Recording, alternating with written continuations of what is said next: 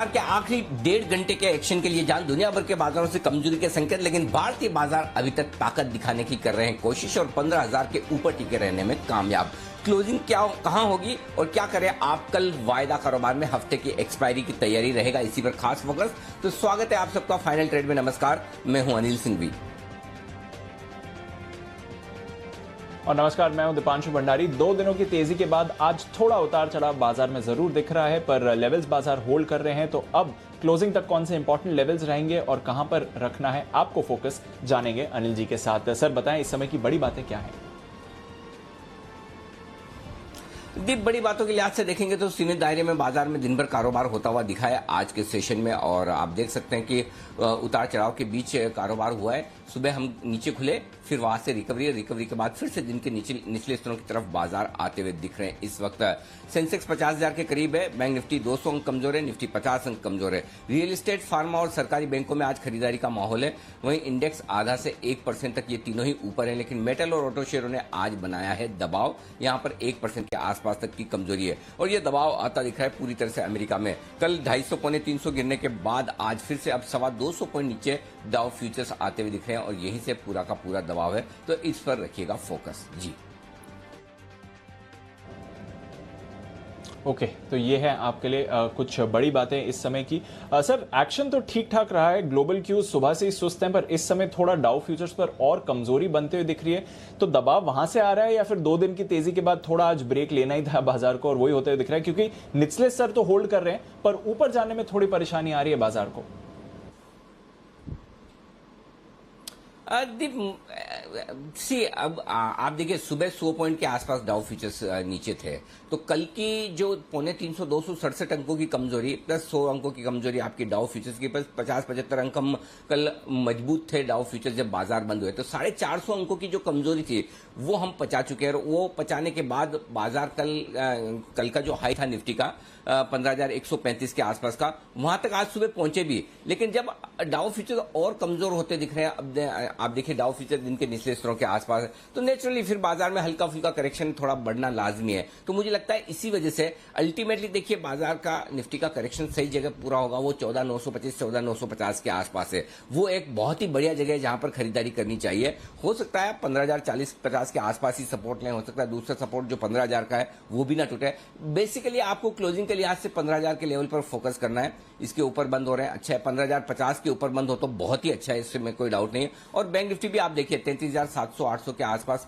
मजबूती से टिका हुआ है। तो मैं ये कहूंगा कि कल की कमजोरी और आज की कमजोरी डाउ में देखें, डाउ फ्यूचर्स की, उसके बावजूद बाजार जो टिके हुए हैं ये ताकत का पूरा प्रदर्शन है, इसमें कोई डाउट नहीं है, कहीं कोई कमजोरी वाला मामला नहीं है। हाँ, अब ये जरूर है कि आप इस तरह के ग्लोबल संकेतों के बीच में भाग नहीं सकते, और ग्लोबल संकेतों के साथ ही इसीलिए मेटल शेयरों में थोड़ी प्रॉफिट बुकिंग आती दिख रही है। तो मुझे लगता है हल्का करेक्शन वाला माहौल है। इस करेक्शन में आपको अगले 1.5 घंटे करना ही है इंतजार, और अच्छे लेवल पर आप एंट्री करने के बारे में सोचें किसी निफ्टी में और सेंसेक्स में, और कैश के स्टॉक्स में अगर आपकी पोजीशन है और वहां पर स्टॉप लॉस के साथ आपको टिके रहना, बने रहना चाहिए, अब भी उसमें कोई दिक्कत नहीं। जी दी, बिल्कुल। तो ये है आपके लिए बाजार पर आए, टिके रहें, बने रहें, जो लेवल्स बात करी थी वो रिस्पेक्ट जरूर करें। थोड़ा ग्लोबल मूड माहौल आज बिगड़ा हुआ दिख रहा है, पर भारतीय बाजार अपने लेवल्स होल्ड कर रहे हैं। तो आइए फिर थोड़े खबरों वाले शेयर्स भी जान लेते हैं और आने वाले दिनों के लिए क्या ट्रिगर्स हैं उस पर भी फोकस कर लेते हैं। मानसी हमारे साथ तैयार हैं। मानसी, गुड आफ्टरनून, बताएं कौन से इवेंट्स पर नजर है?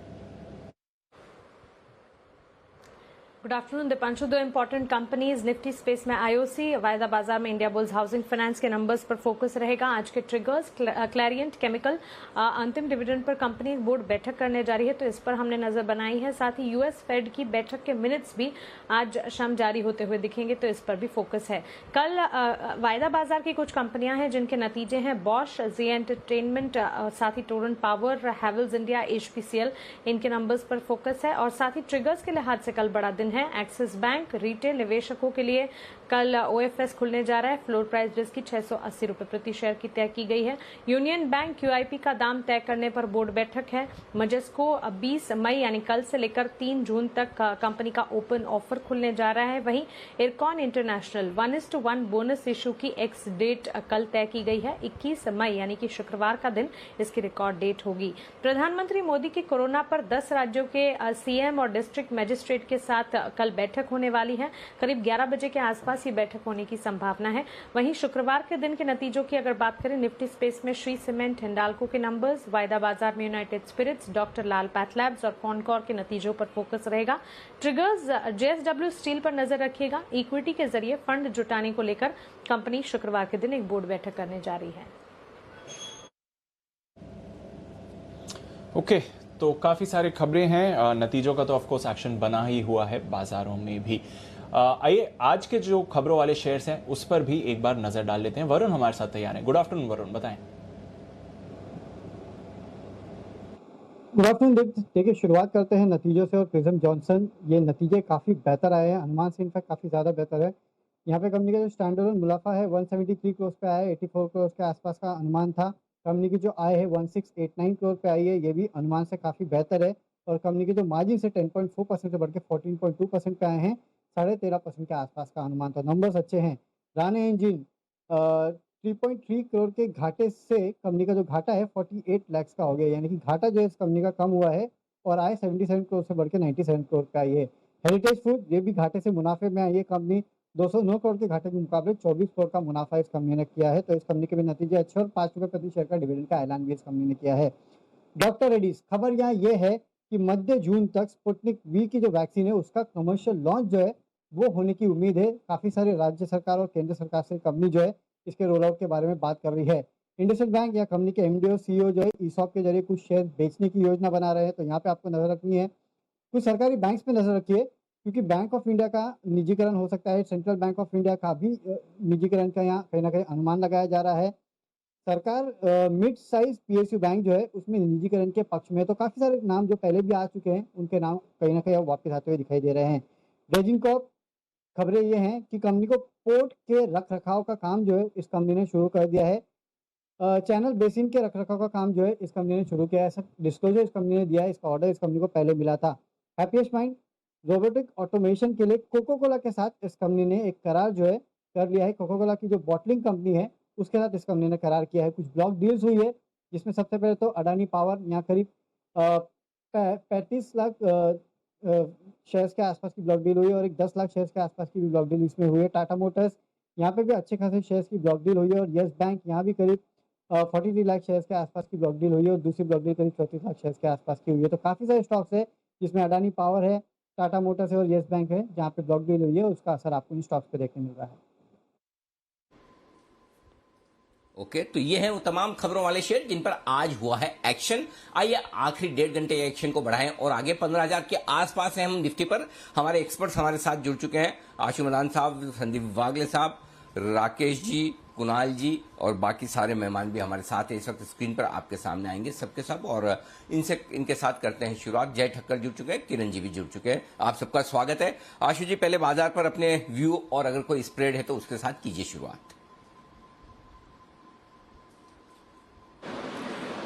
अनिल जी, दो तरीके से मुझे लगता है कि बोरिंग मार्केट है और नैरो रेंज में है, क्योंकि आज आप सबसे पहले मेरे पास आ गए। नहीं तो कोई ना कोई ज़रूर होती है कि क्लोजिंग शो का पहला बिगुल वागले जी का या राकेश जी का। तो ये एक और चीज़ कंफर्म कर रहा है जो मेरा व्यू है कि मार्केट नैरो रेंज में है। और Anil ji, most of the चीज़ें ना नोटा हैं। एक्चुअली क्या क्या अनिल जी, जो छोटी मोटी करेक्शन लगती हैं मेटल्स के अंदर या बाकी फाइनेंशियल्स के अंदर, वो अनिल जी मॉर्निंग से हो चुकी हैं और निफ्टी में भी हो चुकी है। तो अनिल जी, निफ्टी ऐसे लेवल पे है कि बेचना तो नहीं है अनिल जी, कोई ऐसा मार्केट का ना प्रोजेक्शन बेचने वाला तो नहीं है।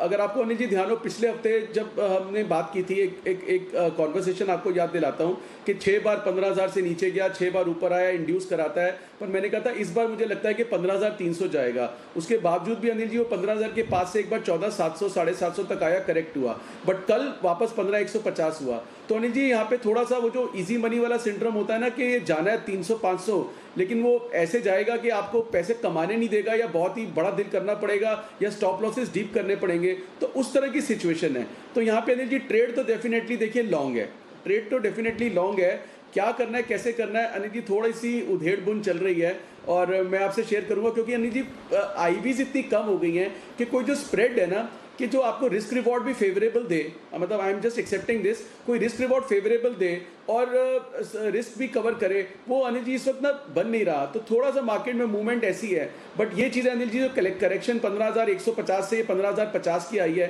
ये बहुत हेल्दी करेक्शन है और इसमें बेचना तो नहीं है। लेना क्या है अनिल जी, मैं आइडेंटिफाई कर रहा हूँ, एक दो कॉल्स हैं, क्योंकि जो मॉर्निंग में अनिल जी हमने पुट्स ली थी, जैसे जिंदल स्टील की, एसआरटी फाइनेंस की और इस तरह की पुट्स ली थी अनिल जी, उनमें कुछ गिरावट आई है, बट बहुत ज़्यादा गिरावट भी नहीं दिख रही है। तो ऐसे डिप के बाद वो पुट्स तो लेनी नहीं है।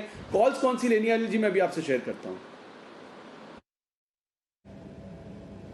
चलिए कुछ ही देर में आशु सर की कुछ बेहतरीन कॉल्स आएंगी। अनिल जी भी अपनी स्ट्रैटेजी थोड़ी देर में देने वाले हैं, तो वहां पर नजर रखेंगे। पर एक स्टॉक अनिल जी ने थोड़े दिन पहले आपके लिए मेंशन किया था, 2 दिन पहले, वॉकहार्ट, यहां पर नजर डालिए, जबरदस्त तेजी में आते हुए दिख रहा है और 650 पर रिकमेंडेड स्टॉक जो था उसका पहला टारगेट भी हिट होते हुए दिख रहा है। 2 दिन पहले जो वॉकहार्ट पर राय दी थी 665 का पहला टारगेट था, जो अभी अभी हिट होते हुए दिख रहा है। 670 का दूसरा टारगेट भी हिट हो गया है इस काउंटर पर। वॉकहार्ट पर जरा एक मैं राय लेता हूं बंसल जी के साथ। बंसल जी, अच्छे मोमेंटम में आ रहा है, 2-3 दिनों से स्टॉक एक्शन में भी रहा है। बताएं सर, यहां पर किस तरह का मूवमेंट आता है, कोई ट्रेड दिख रहा है आपको? बिल्कुल दीपांशु, जब अनिल जी ने भी कॉल दी थी तब भी मैंने बोला था कि बड़े चार्ज पर एक बड़ा ब्रेकआउट हुआ है और यहाँ पर छोटे मोटे टारगेट्स नहीं देखने चाहिए। और यहाँ पर तभी मैंने बोला था कि काफ़ी बड़े लेवल 740 750 के लेवल्स देखने को मिलेंगे। तो जिन्होंने दीपांशु ले रखा है, क्लियरली होल्ड की राय है। और करेक्शन पर, अगर ये करेक्शन पर दोबारा नीचे 655 के अराउंड मिल जाए तो अच्छे स्तर हैं, इसको ऐड करना चाहिए। बिल्कुल, तो अगर करेक्शन मिले तो अच्छे तरह ऐड करने के लिए। अनिल जी, 2 टारगेट्स तो आपके आ गए, 665 और 670 के, बट 690 और आपने भी कहा था कि पोजिशनली तो और बड़े टारगेट्स आ सकते हैं, तो वैसा मोमेंटम वॉकहार्ट में बनते हुए दिख रहा है। सर, कोई फ्रेश राय इन्वेस्टर्स के लिए? दीप, मुझे डाउट है कि सुबह सुबह किसी का स्टॉप लॉस ट्रिगर ना हो, क्योंकि मैंने 630 का स्टॉप लॉस दिया था और आज का लो 625 का दिखा रहा है। शायद कुछ मिनट के लिए सुबह सुबह एकदम वो सुबह एक बार लाल निशान में दिख रहा है चार्ट। आई होप कि अगर किसी का ट्रिगर हो गया होगा तो कुछ नहीं कर सकते, लेकिन नहीं हुआ हो तो ठीक है, आपके लिए टारगेट कभी कभी यही होता है। इसलिए मैं कैश के स्टॉक्स देता हूं तो मैं हमेशा ये कहता हूं कि उसमें 3 से 5 दिन का व्यू लेकर चले। मिड कैप स्मॉल कैप शेयरों में तेजी भरपूर है, इसलिए जरूरी नहीं कि उसी का उसी दिन आए। किसी 1-2 दिन में टारगेट आते हैं, 2-3-4 दिन में कभी भी स्टॉक किसी दिन जोर से भाग जाता है। वो आपको बता के कह के नहीं भागेगा किस दिन भागेंगे, तो आप देखिए। इसीलिए मुझे लगता है कि हो सकता है अगर किसी का नहीं ट्रिगर हुआ हो तो ठीक है, और बाकी तो वैसे भाव अगर 625 का छपा है तो मैं ये मान के चल रहा हूँ कि स्टॉप लॉस ट्रिगर हुआ, क्योंकि मैंने सोमवार को दिया था 630 का स्टॉप लॉस बोला था। तो डेटा के लिहाज से तो बिल्कुल अगर स्क्रीन पर ये भाव है तो इसका मतलब 630 का हुआ होगा। आई डोंट नो बीएससी पे हुआ है नहीं हुआ है, एनएससी पे तो हुआ है। तो अगर हो गया है तो कुछ भी नहीं कर सकते, नहीं हुआ है तो आप प्रॉफिट एंजॉय कीजिए। लग ही रहा था कि स्टॉक बढ़ना चाहिए, लेकिन कभी कभार मार्केट की वॉलेटिलिटी, जैसा आज सुबह सुबह अचानक से लोगों को डर होगा ना कि 100 पॉइंट निफ्टी नीचे खुल जाएगा, ये हो जाएगा वो हो जाएगा। हालांकि हमने तो हमारी तरफ से पूरी कोशिश की बताने की भाई डरिए मत, घबराइए मत, लेकिन फिर भी जो हुआ होगा वो हुआ ही होगा, आप क्या कर सकते हैं। तो अगर नहीं आपका ट्रिगर हुआ है तो एंजॉय कीजिए, हो गया तो कोई बात नहीं, किसी और स्टॉक में अब देखा जाएगा। आइए कुछ और स्टॉक्स हैं जहां पर एक्शन भरपूर होता दिख रहा है, उन्हीं पर फोकस करते हैं। आज सारे कंजम्पशन से जुड़े स्टॉक्स में बड़ा एक्शन होता दिख रहा है, उन पर विस्तार से चर्चा करेंगे। उससे पहले जय ठक्कर तैयार है, क्लोजिंग शो का पहला बिगुल, जय के नाम, जय का जैकपॉट।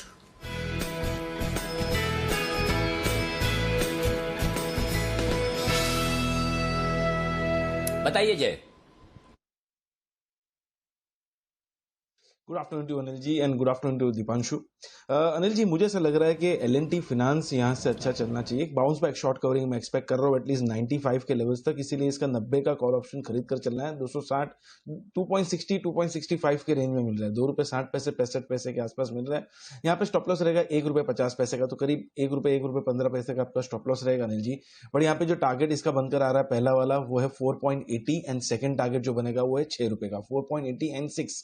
ये दो टारगेट्स के लिए L&T फाइनेंस का 90 के स्ट्राइक का कॉल ऑप्शन लेना है। अनिल जी, मुझे ऐसा लग रहा है कि 200 डेमा पे जो हिसाब से ये स्टॉक ने एक बेस बनाया है, ऊपर में लगभग हमें 95 से 96 तक के लेवल्स दिखाएगा, इसीलिए 4.80 और 6 ये दो टारगेट्स इसके निकल कर आ रहे हैं। ओके, तो 4.80 और 6 जय के टारगेट्स हमेशा थोड़े डेसिमल्स इंक्लूड करते हैं, बट पॉइंट सिंपल है कि नजर रखिए इस स्पेस पर, क्योंकि एक्शन यहाँ पर और भरपूर बनते हुए दिख रहा है।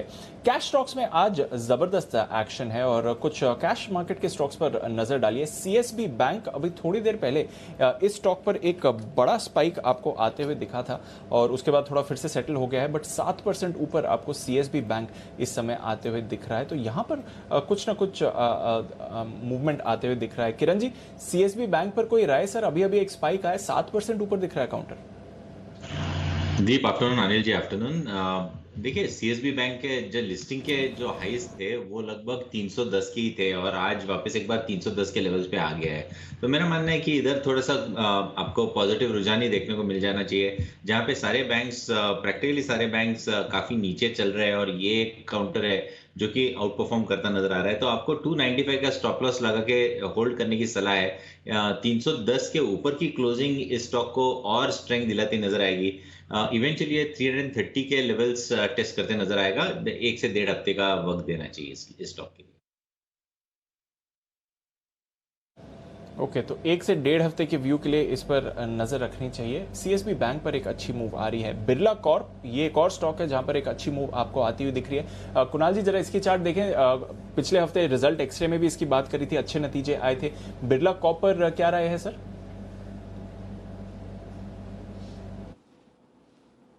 देखिए, एक स्ट्रेट रन देखने को मिला है दीपांशु। जिस तरह से तेजी इसमें लगभग 1000 के लेवल से बनी और लगभग 25-30% की तेजी हमने एक तरफा देखी है, तो मुझे लगता है कि देखिए अब इन स्तरों पर नई खरीद का औचित्य नहीं, क्योंकि इसमें पिछले 5-7 दिनों में हमने वर्टिकल राइज देखा है। मेरी राय में गिरावट का इंतजार करना चाहिए, करेक्शन जरूर आएगा, करेक्शन में आप इसमें खरीदें। काउंटर बहुत बढ़िया है। सीमेंट स्टॉक्स में अगर आप चुनने बैठे हैं तो मुझे सबसे अच्छा लगता है। गिरावट में इसमें खरीदारी की राय होगी, तो करेक्शन आ जाने दीजिए। करेक्शन में वापस से 1200 1180 के लेवल्स दिखें तो वहां पर खरीदने की सोच सकते हैं। ओके, तो ये है आपके लिए राय बिरला कॉर्प पर भी, बट इस पर भी नजर रखिए, एक्शन आते हुए दिख रहा है। आज नतीजों के लिहाज से हमने ब्रिगेड एंटरप्राइजेस पर सुबह अच्छी मूव देखी, पर उसके साथ साथ ओबरॉय रियल्टी पर भी नजर डालिए, क्योंकि कुछ दिन पहले इसके भी दमदार नतीजे आते हुए दिखे थे। और वागले साहब, ओबरॉय रियल्टी पर जरा अपनी राय दें, क्योंकि ये भी अच्छी तेजी दिखा रहे हैं। गोदरेज प्रॉपर्टीज, ओबरॉय रियल्टी दोनों ही एक्शन में है, बट चार्ट्स पर ओबरॉय पर आपकी क्या राय है सर?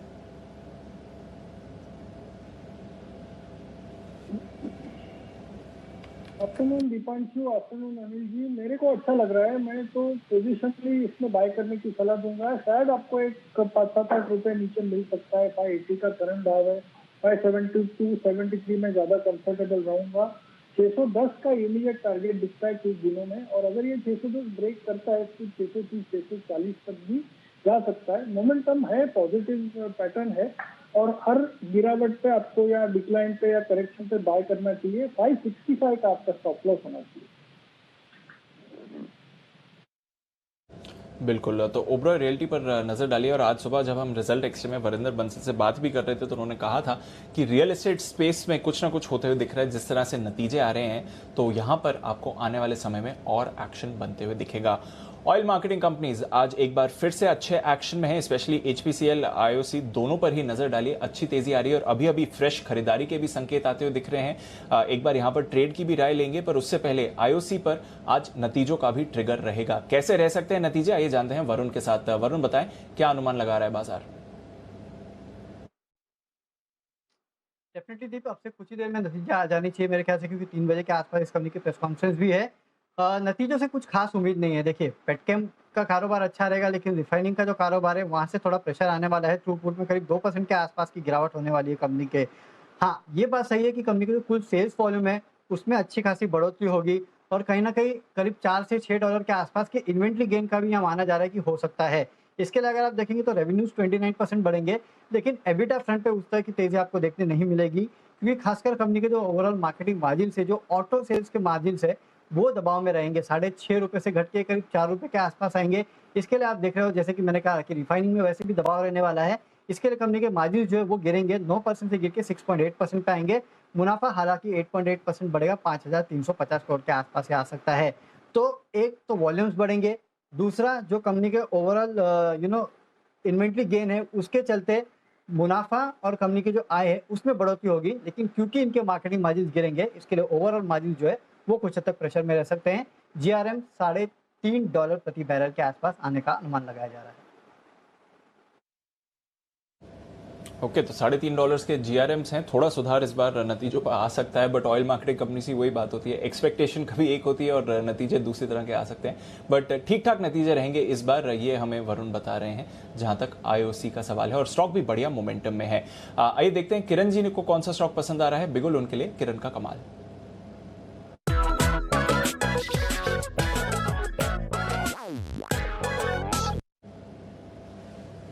बताएं किरण जी।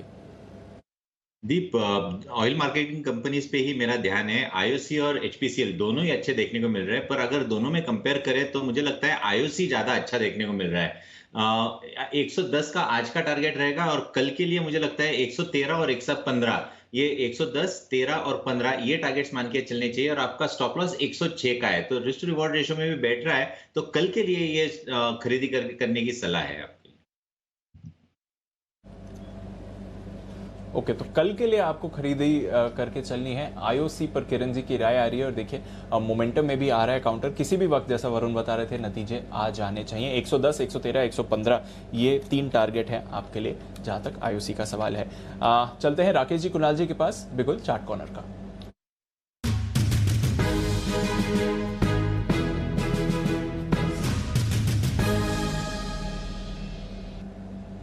बताएं सर। देखिए दीपांशु, बिल्कुल किरण जी की बात से इत्तेफाक रखते हैं कि एचपीसीएल और आईओसी दोनों अच्छे लग रहे हैं, और जैसे कहावत है कि beauty lies in the eyes of beholder, देखने वाले की आंखों पे डिपेंड करता है, तो हमें एचपीसीएल ज्यादा अच्छा लग रहा है आईओसी से। तो हमारा चार्ट कॉर्नर पिक है एचपीसीएल, जहां पर एक पॉजिटिव क्रॉसओवर देखने को मिला है। ओवर टू कुणाल जी। देखिए, चार्ट बहुत अच्छा है, पैटर्न वही पसंदीदा पैटर्न कप विद हैंडल बना है, ब्रेकआउट हुआ है, और ब्रेकआउट होने के बाद एचपीसीएल तैयार है बड़ी तेजी दिखाने के लिए। तो हमारी खरीदारी की राय है, एक छोटे से स्टॉप लॉस से काम चलाएंगे। यहाँ पर 264 रुपए पर 264 पर स्टॉप लॉस रखकर खरीदारी की राय है। पहला टारगेट 280 रुपए का, दूसरा टारगेट 292 रुपए का, 292 तक का अप मूव देखने को मिल सकता है। खरीदारी करके चले एचपीसीएल। बिल्कुल, तो एचपीसीएल पर भी मोमेंटम आ रहा है, आईओसी पर भी मोमेंटम आ रहा है। बागे साहब लगे हाथ, एक बार जरा बीपीसीएल पर भी कॉल दे दें। दोनों कंपनीज की तरह इस पर उतना मोमेंटम नहीं आया है, पर यह भी पॉजिटिव टेरिटरी में आ गया है। बीपीसीएल पर भी कोई ट्रेड बनते हुए दिखता है सर? दीपांशु, बीपीसीएल थोड़ा सा साइडवेज है, बिल्कुल एचपीसीएल और आईओसी मैं एग्री करूंगा किरण जी से। आईओसी शायद रिजल्ट की वजह से मोमेंटम जो दिख रहा है, इसमें 105, 106 का swing low, multiple swing low को ब्रेक किया है, तो ये बिल्कुल 110, 112, 114 तक बिल्कुल जा सकता है। एचपीसीएल ने भी 270 के ऊपर अगर सस्टेन करता है तो 10-12 रुपए की मूव आज और कल में आ सकती है। ओके, तो बीपीसीएल पर उतना मोमेंटम नहीं है जितना बाकी दो काउंटर्स पर आ रहा है, बट नजर रखिए आईओसी और नजर रखिए एचपीसीएल, ये दोनों आपको बढ़िया मोमेंटम में आते हुए दिख रहे हैं। एक बार कोल इंडिया पर भी नजर रखिए, क्योंकि ये चार्ट भी अब मूवमेंट आपको दिखा रही है। कमोडिटी प्लेज और पीएसयू कमोडिटी प्लेज आपको एक्शन में बनते हुए दिख रहे हैं। जय, कोल इंडिया पर कोई राय? वापस 150 के लेवल पर आता हुआ काउंटर?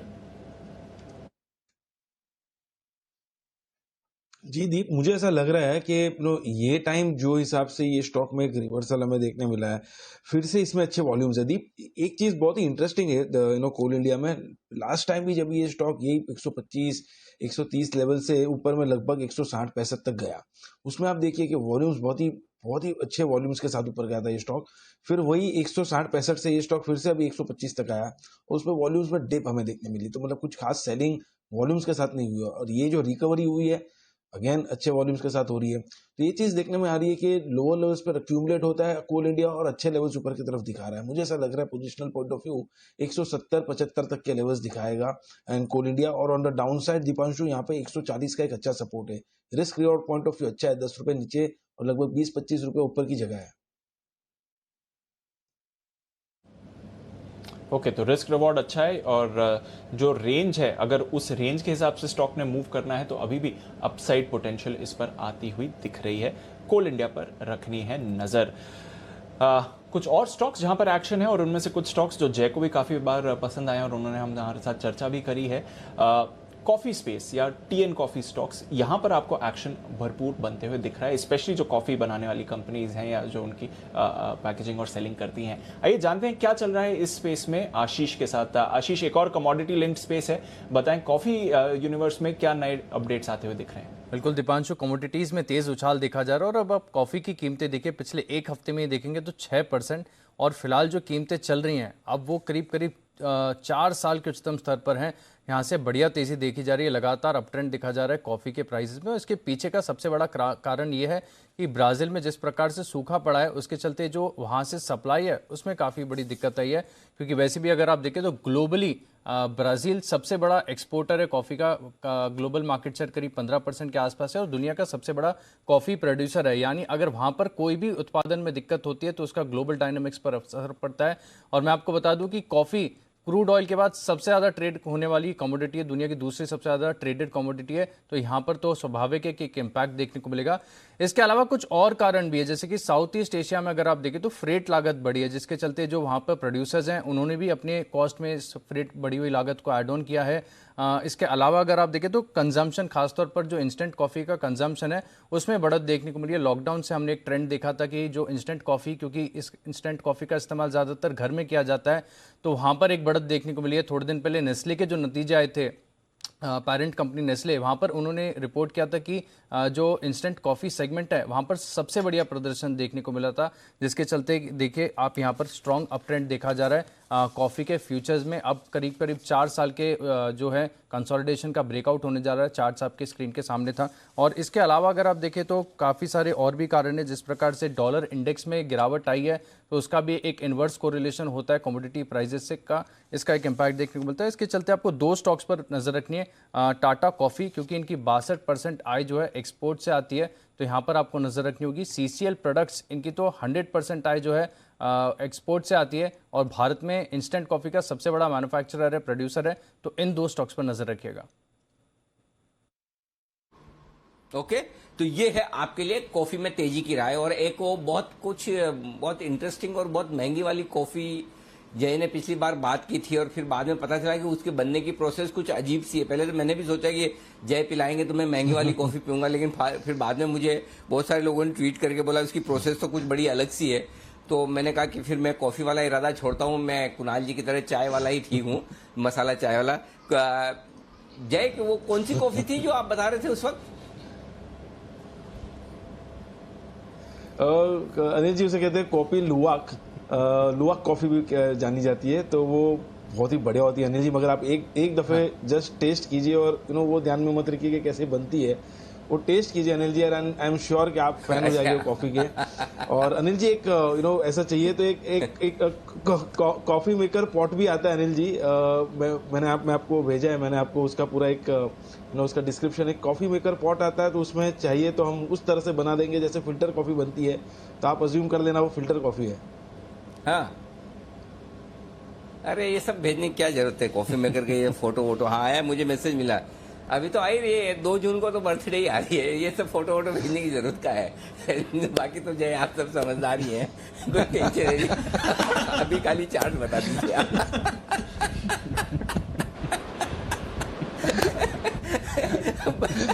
बताइए टाटा कॉफी के चार्ट्स।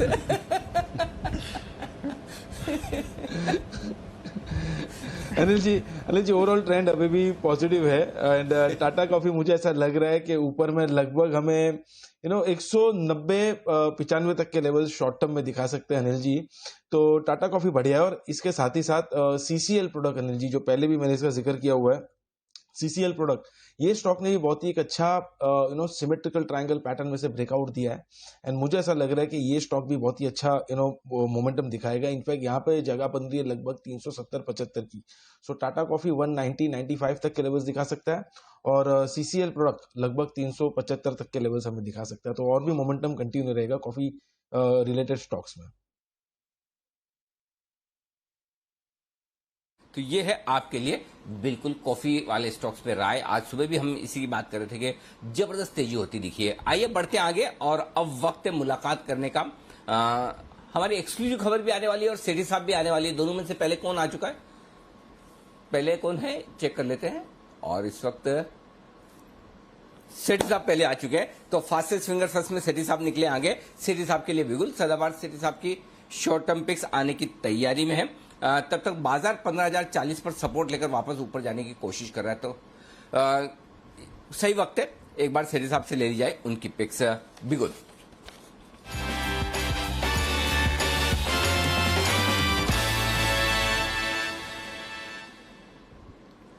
बताएं सेठी साहब। गुड आफ्टरनून अनिल जी। दो स्टॉक्स हैं, एक कैश मार्केट का और एक फ्यूचर्स का, दोनों में खरीदारी करनी है। अनिल जी, जो आज का मेरा कैश मार्केट का स्टॉक है, एक डिफेंसिव सेक्टर से पिक किया है। आईटी स्टॉक है, एक छोटी साइज की आईटी कंपनी है। स्टॉक का नाम है न्यूजेन सॉफ्टवेयर, जो कि अभी 345-46 के लेवल पे ट्रेड करता है। एक मिड कैप आईटी कंपनी है जिसका मार्केट कैप करीबन 2400 करोड़ का ही है। कंपनी ये डिजिटल ऑटोमेशन, डिजिटल ट्रांसफॉर्मेशन के सेगमेंट में काम करती है, और मेनली बीएफएसआई सेक्टर, जो कि आपके एनबीएफसी है, बैंक्स है, लाइफ इंश्योरेंस है, इन सब सेक्टर को, सेगमेंट को कैटर करती है। दमदार फंडामेंटल्स है, और वैल्यूएशन भी अपने पीएस के कंपैरिजन में काफी सस्ते हैं। 20 के मल्टीपल पे स्टॉक अवेलेबल है, जबकि पीएस अराउंड 30 के मल्टीपल पे ट्रेड करते हैं। डेट इक्विटी रेशियो सिर्फ 0.15, अच्छी दर से कंपनी ग्रो कर रही है। और इसमें एक चीज मैंने नोटिस करी, एक तो प्रोमोटर्स की जो हिस्सेदारी है वो अराउंड 65-66% है, बट एफआईआईज डीआईआईज भी अच्छी खासी होल्डिंग रखते हैं। एफआईआईज अराउंड 14%, डीआईआईज 8%, और इनमें नामी गिरामी नाम है। HDFC fund, Malabar India fund 7% hold करता है, गोल्डमैन सैक्स ओन करता है, और जो Massachusetts institute of technology MIT है, जो वर्ल्ड रिनाउंड इंजीनियरिंग इंस्टीट्यूट है, वो भी इसमें 1.61% ओन करते हैं। और उसी तरह से हमने एक आईईएक्स को आइडेंटिफाई करा था जिसमें भी एमआईटी के हिस्सेदारी थी, और स्टॉक ने कमाल किया पिछले साल भर में। मुझे लगता है इस स्टॉक में, और इसके नतीजे आने वाले हैं अगले मंगलवार को, मुझे लगता है ये स्टॉक बहुत ही शॉर्ट टर्म में 360 तक के लेवल दिखा सकता है। स्टॉप लॉस रखना है 335 का।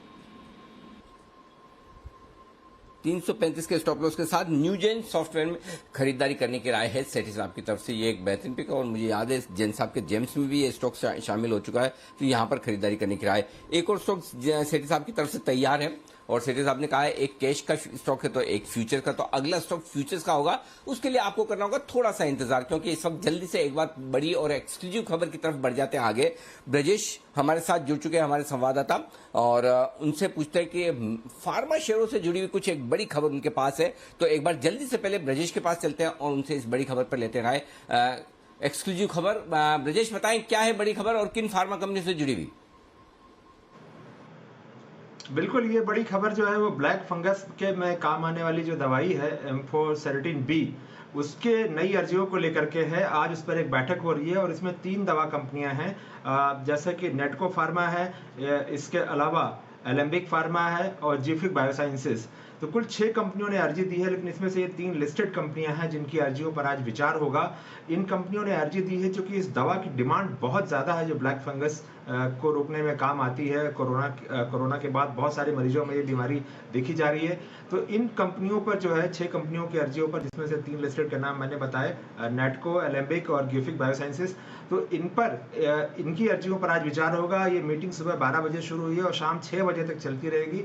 सब्जेक्ट एक्सपर्ट कमेटी जो है डीसीजीआई की, वो इन अर्जियों पर विचार करेगी, क्योंकि डिमांड बहुत ज़्यादा है। ऐसे में कंपनियां जो है अर्जी दे रही हैं कि उनको बनाने का मौका दिया जाए ताकि मार्केट की वो सप्लाई को पूरा कर पाएं। अभी अगर देखें तो करीब 16 कंपनियां हैं जो ये दवा बनाती थी, लेकिन इन 16 कंपनियों के बावजूद भी मार्केट में इतनी शॉर्टेज है कि कहा जा रहा है कि कम से कम 15 से 20 दिन लगेंगे सप्लाई नॉर्मल होने में। ऐसे में जितने नए प्लेयर्स आएंगे तो उनके लिए बिजनेस का मौका तो होगा ही, साथ ही जो मार्केट में इस दवा की कमी है उसको भी दूर करने में मदद मिलेगी। एक बड़ी मीटिंग आज होने जा रही है और ब्रजेश, इस मीटिंग का आउटकम कब और क्या आएगा, किस तरह का आ सकता है, मैं उसके लिए आपके पास आ रहा हूं। लेकिन उससे पहले हमारे दर्शकों को बता दूं, 3 कंपनियों पर फोकस है कि एलेम्बिक फार्मा, नैटको फार्मा और गुफिक बायो, ये वो 3 कंपनियां हैं जिनके लिए आज बड़ा फैसला होगा। जो ब्लैक फंगस में काम आने वाली दवा है एम्फोटेरेसिन, आपको याद होगा पिछले हफ्ते ही हमने उनके टॉप मैनेजमेंट से आपकी मुलाकात करवाई थी, अंबालाल साराभाई के जो एपीआई बनाते हैं और वो एपीआई बना के इन कंपनियों को देते हैं। तो इन कंपनियों ने अपना प्रोडक्शन बढ़ाने के लिए और साथ ही कुछ कंपनियों ने प्रोडक्शन की शुरुआत के लिए एक मंजूरी मांगी है और ये मंजूरी मांगी है उन्होंने SEC से। ये हमारे यहाँ का है, अमेरिका का नहीं, हमारे यहाँ की जो दवाओं को मॉनिटरिंग करने वाली एक कमीशन है उसका नाम है। तो उनसे उन्होंने एक अप्रूवल मांगी है और इन 3 कंपनियों के लिए एक बड़ा एक्शन वाला दिन आज हो सकता है। तो इसके बारे में क्या आज ही फैसला होने की उम्मीद है ब्रजेश? SEC क्या ये फैसला लेगा कि कब कितनी दवाएं बनाने के लिए मंजूरी दी जाए, प्रोडक्शन कितना किस हद तक बढ़ाया जाए, राइट? नहीं, मुख्य तौर पर यह होगा कि जो दवा कंपनियां अपना प्लान देंगी कि उनके पास डेटा क्या है, क्या क्लिनिकल ट्रायल में क्या डेटा आया उनके पास, किस तरह से वो बनाने वाली हैं। तो ये जो इंडिपेंडेंट एक्सपर्ट होते हैं सब्जेक्ट एक्सपर्ट कमेटी में, वो फिर उन कंपनियों के प्रस्ताव पर विचार करेंगे कि ठीक है नहीं है, डेटा सफिशिएंट है नहीं है, तरीका ठीक है या नहीं है। तो इन सारी चीजों को देखने के बाद ये जो है अपना अप्रूवल देंगे कि किन कंपनी का डेटा ठीक है, क्वालिटी को लेकर कोई समस्या नहीं होगी, सेफ्टी को लेकर समस्या नहीं होगी, जिस तरह से वो डेटा उनके पास एप्लीकेशन में आया हुआ होगा और उसके बाद अप्रूवल जो है उनकी तरफ से हो जाएगा। फिर जो अंतिम फैसला होता है वो DCGI का होता है, drug controller general of India का होता है। और आज के हालात में अगर देखें कि अगर सब कुछ ठीक ठाक रहता है और दवाओं की जिस तरह से किल्लत है, तो DCGI आजकल दवाओं की मंजूरी और बाकी जो भी प्रोसेस है उस मंजूरी में ज्यादा वक्त नहीं लगा रहा है। अगर सेफ्टी पैरामीटर पे सब कुछ ठीक ठाक है तो बहुत जल्दी जो है मंजूरी दी जाती है आजकल। बिल्कुल, तो यह है आपके लिए बड़ी और एक्सक्लूसिव खबर जी बिजनेस की तरफ से आती हुई है। और नेटको फार्मा, एलेम्बिक फार्मा और गुफिक बायो, ये 3 स्टॉक है जिनके लिए बड़ी खबर। और एलेम्बिक फार्मा का स्टॉक बड़ी तेजी से एक्शन में आता हुआ दिख रहा है। जरा इसके चार्ट्स वागले साहब जल्दी से देखिए। एलेम्बिक फार्मा के चार्ट्स 960 रुपए के आसपास और तब तक IOC के नतीजे भी आ रहे हैं। आप चार्ट देखकर तैयार रखें, तब तक मैं नतीजे एक बार पढ़ लेता हूं। दमदार मुनाफे का आंकड़ा आता दिख रहा है, 8,780 करोड़ का मुनाफा, अनुमान था 5,350 करोड़ का, तो अनुमान से कहीं बेहतर IOC के नतीजे दिख रहे हैं। किरण जी अपने चार्ट तैयार रखिएगा क्योंकि अभी भी आपने इस पर खरीदारी की राय भी दी थी। IOC के नतीजे पहली नजर में अनुमान से काफी बेहतर नजर आ रहे हैं। बाकी डिटेल्स भी हम रखेंगे आपके सामने। तब तक एक बार किरण जी जल्दी से चार्ट बताइए IOC के। अनिल जी, अभी ट्रेलिंग स्टॉप लॉस आपको 106 रुपए 50 पैसे पे कर लेना चाहिए और जैसे मैंने कहा कल तक 113 115 के लेवल्स देखने को मिल जाने चाहिए। ओके, 113 115 के लेवल्स मिल जाने चाहिए। हाँ, तो एलेम्बिक फार्मा, वागले साहब चार्ट बताएं। अनिल जी, मुझे लगता है 1020 1025 तक के स्टॉक जा सकता है। मोमेंटम है, ट्रेंड पॉजिटिव है। आपका स्टॉप लॉस 940 का होना चाहिए। ओके, चलिए, तो ये है आपके लिए राय। नेटको फार्मा और गुफिक बायो, इनमें भी दोनों में भी खरीदारी लौटती दिख रही है। निचले हिस्सों से एक अच्छा एक्शन इन दोनों शेयरों में भी इस वक्त आपके लिए होता हुआ दिख रहा है। कुछ लंबा इंतजार हो गया है सेठी साहब का। सेठी साहब के लिए हम एक पिक तो ले चुके हैं, उन्होंने कहा है न्यूजेन सॉफ्टवेयर खरीदा जाए और दूसरी पिक की बारी है। तो सेठी साहब बताएं आपके लिए, आपकी आज के लिए दूसरी पिक। हाँ बिल्कुल अनिल जी, जो आज का मेरा दूसरा पिक है F&O स्पेस से है, सीमेंट सेक्टर से लिया है। कंपनी का नाम है रैमको सीमेंट, जो कि अभी मे फ्यूचर्स ट्रेड कर रहे हैं 978 पे, 978 के लेवल पे मे फ्यूचर्स ट्रेड कर रहे हैं। एक दबदार कंपनी है, साउथ इंडिया की सबसे बड़ी सीमेंट कंपनी है और हाल ही में देखिए सीमेंट सेक्टर से जो भी नतीजे आए बहुत ही अच्छे थे और मैंने भी कई स्टॉक्स रेकमेंड करे। जैसे छोटे स्टॉक्स में देखेंगे तो NCL इंडस्ट्रीज, फिर कल परसों स्टार सीमेंट भी रिकमेंड करा था, फिर बिरला कॉर्प भी हाल ही में रिकमेंड किया हुआ था, सबने अच्छा किया है। मुझे लगता है ये स्टॉक जिसके नतीजे आने वाले हैं सोमवार को, ये स्टॉक भी यहाँ पे बिल्कुल खरीदारी करने का मौका है, खरीदारी करनी चाहिए। इस पे मेरा बहुत ही शॉर्ट टर्म में 1010 रुपए का टारगेट है, स्टॉप लॉस रखना है 960 रुपए का। ओके 1010 के टारगेट के लिए खरीदारी करें। रैमको सीमेंट ये पसंद आ रहा है सेठी साहब को, और इसके सामने न्यूजन सॉफ्टवेयर जो कैश मार्केट की पिक है वहां पर भी खरीदारी करें 360 के टारगेट के लिए। बहुत बहुत शुक्रिया सेठी साहब हमारे साथ जुड़ने के लिए और अपनी 2 बेहतरीन पिक्स देने के लिए। आइए चलते हैं अनिल जी के पास और जान लेते हैं इस समय बाजार पर स्ट्रैटेजी क्या है।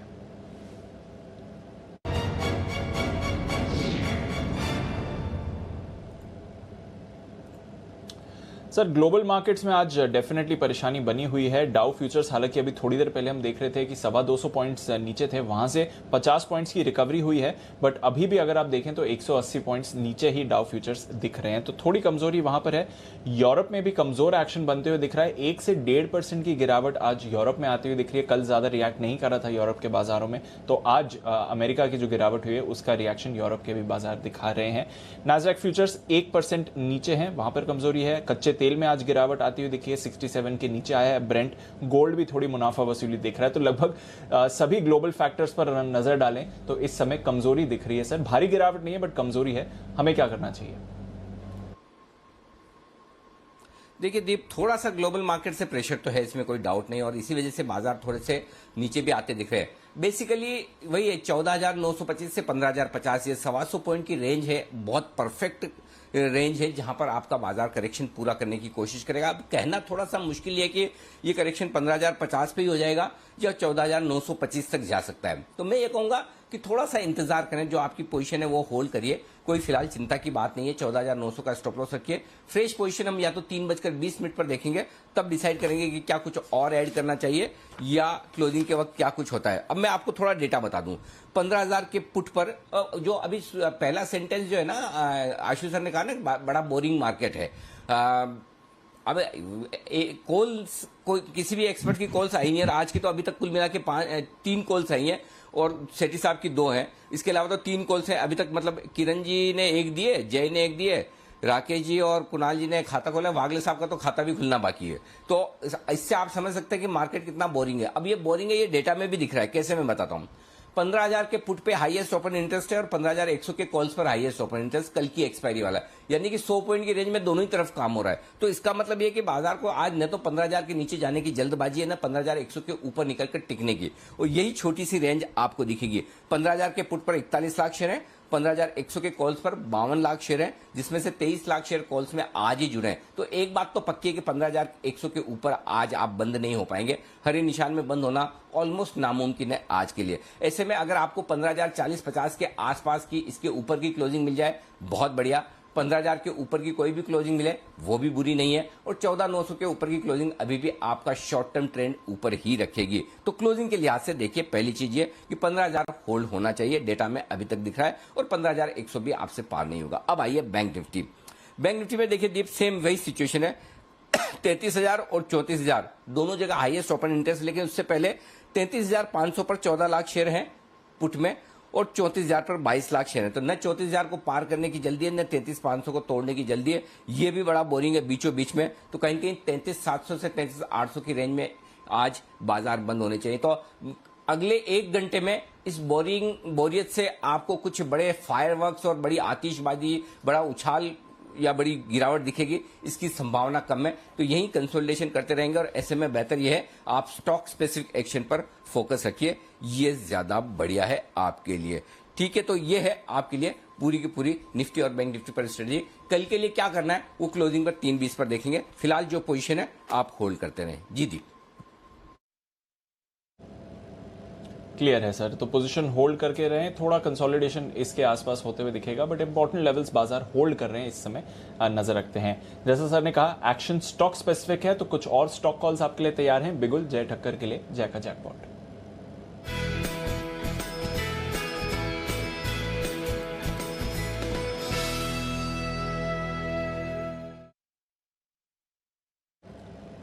बताएं जय।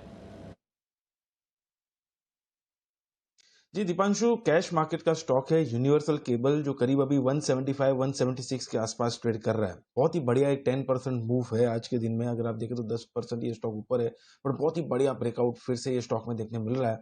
210 तक के टारगेट्स इसके बन रहे हैं positional point of view Deep, and down side में हमें स्टॉप लॉस लगाना है 162 पर। तो अगर आप देखें तो risk reward point of view भी बहुत ही बढ़िया बन रहा है। एक inverse head and shoulders pattern में से ये स्टॉक में ब्रेकआउट देखने मिल रहा है, और इसके राइट शोल्डर में बहुत ही अच्छा एक सिमेट्रिकल ट्रायंगल पैटर्न फॉर्म हुआ है, उसमें से ब्रेकआउट है। सो एक डबल पैटर्न ब्रेकआउट है मैं कहूंगा, जिससे प्रोबेबिलिटी बढ़ जाएगी। और इंडिकेटर्स में तो बहुत ही अच्छा बढ़िया सा एक बाय क्रॉसओवर में positional point of view weekly charts पर देखने मिल रहा है। सो यूनिवर्सल केबल खरीदे 210 के टारगेट्स के लिए। ओके, तो 210 के टारगेट के लिए यूनिवर्सल केबल्स पर करके चलनी है खरीदारी, ये राय आ रही है जय की तरफ से। नजर रखेंगे इस काउंटर पर भी आपको बढ़िया एक्शन बनते हुए दिख सकता है। स्टॉक्स में भरपूर मूवमेंट है इस समय, इंडेक्स अपनी डायरेक्शन नहीं चूज कर पा रहा है, बट स्टॉक्स पर आप रखिए नज़र, और सन फार्मा स्पेशली इस पर रखनी है नज़र। फ्रेश मूव सन फार्मा पर आती हुई दिख रही है, अभी अभी एक स्पाइक आते हुए दिखा है। किरण जी, सन फार्मा राय दें 700 के ऊपर वापस, और अभी अभी मूव आई है, कोई ट्रेड बनते हुए दिखता है सर? सन फार्मा में बिल्कुल एक अच्छी मूव आ गई है, और मैं मानता हूं कि जो करेक्शन है वो खत्म हो चुकी है, जो हमने 720 से लेके 680 तक देखी, और वापस एक बार एक अच्छा ट्रैक्शन आज सवेरे से देखने को मिल रहा है। लगातार हम हायर टॉप हायर बॉटम करते नजर आ रहे हैं।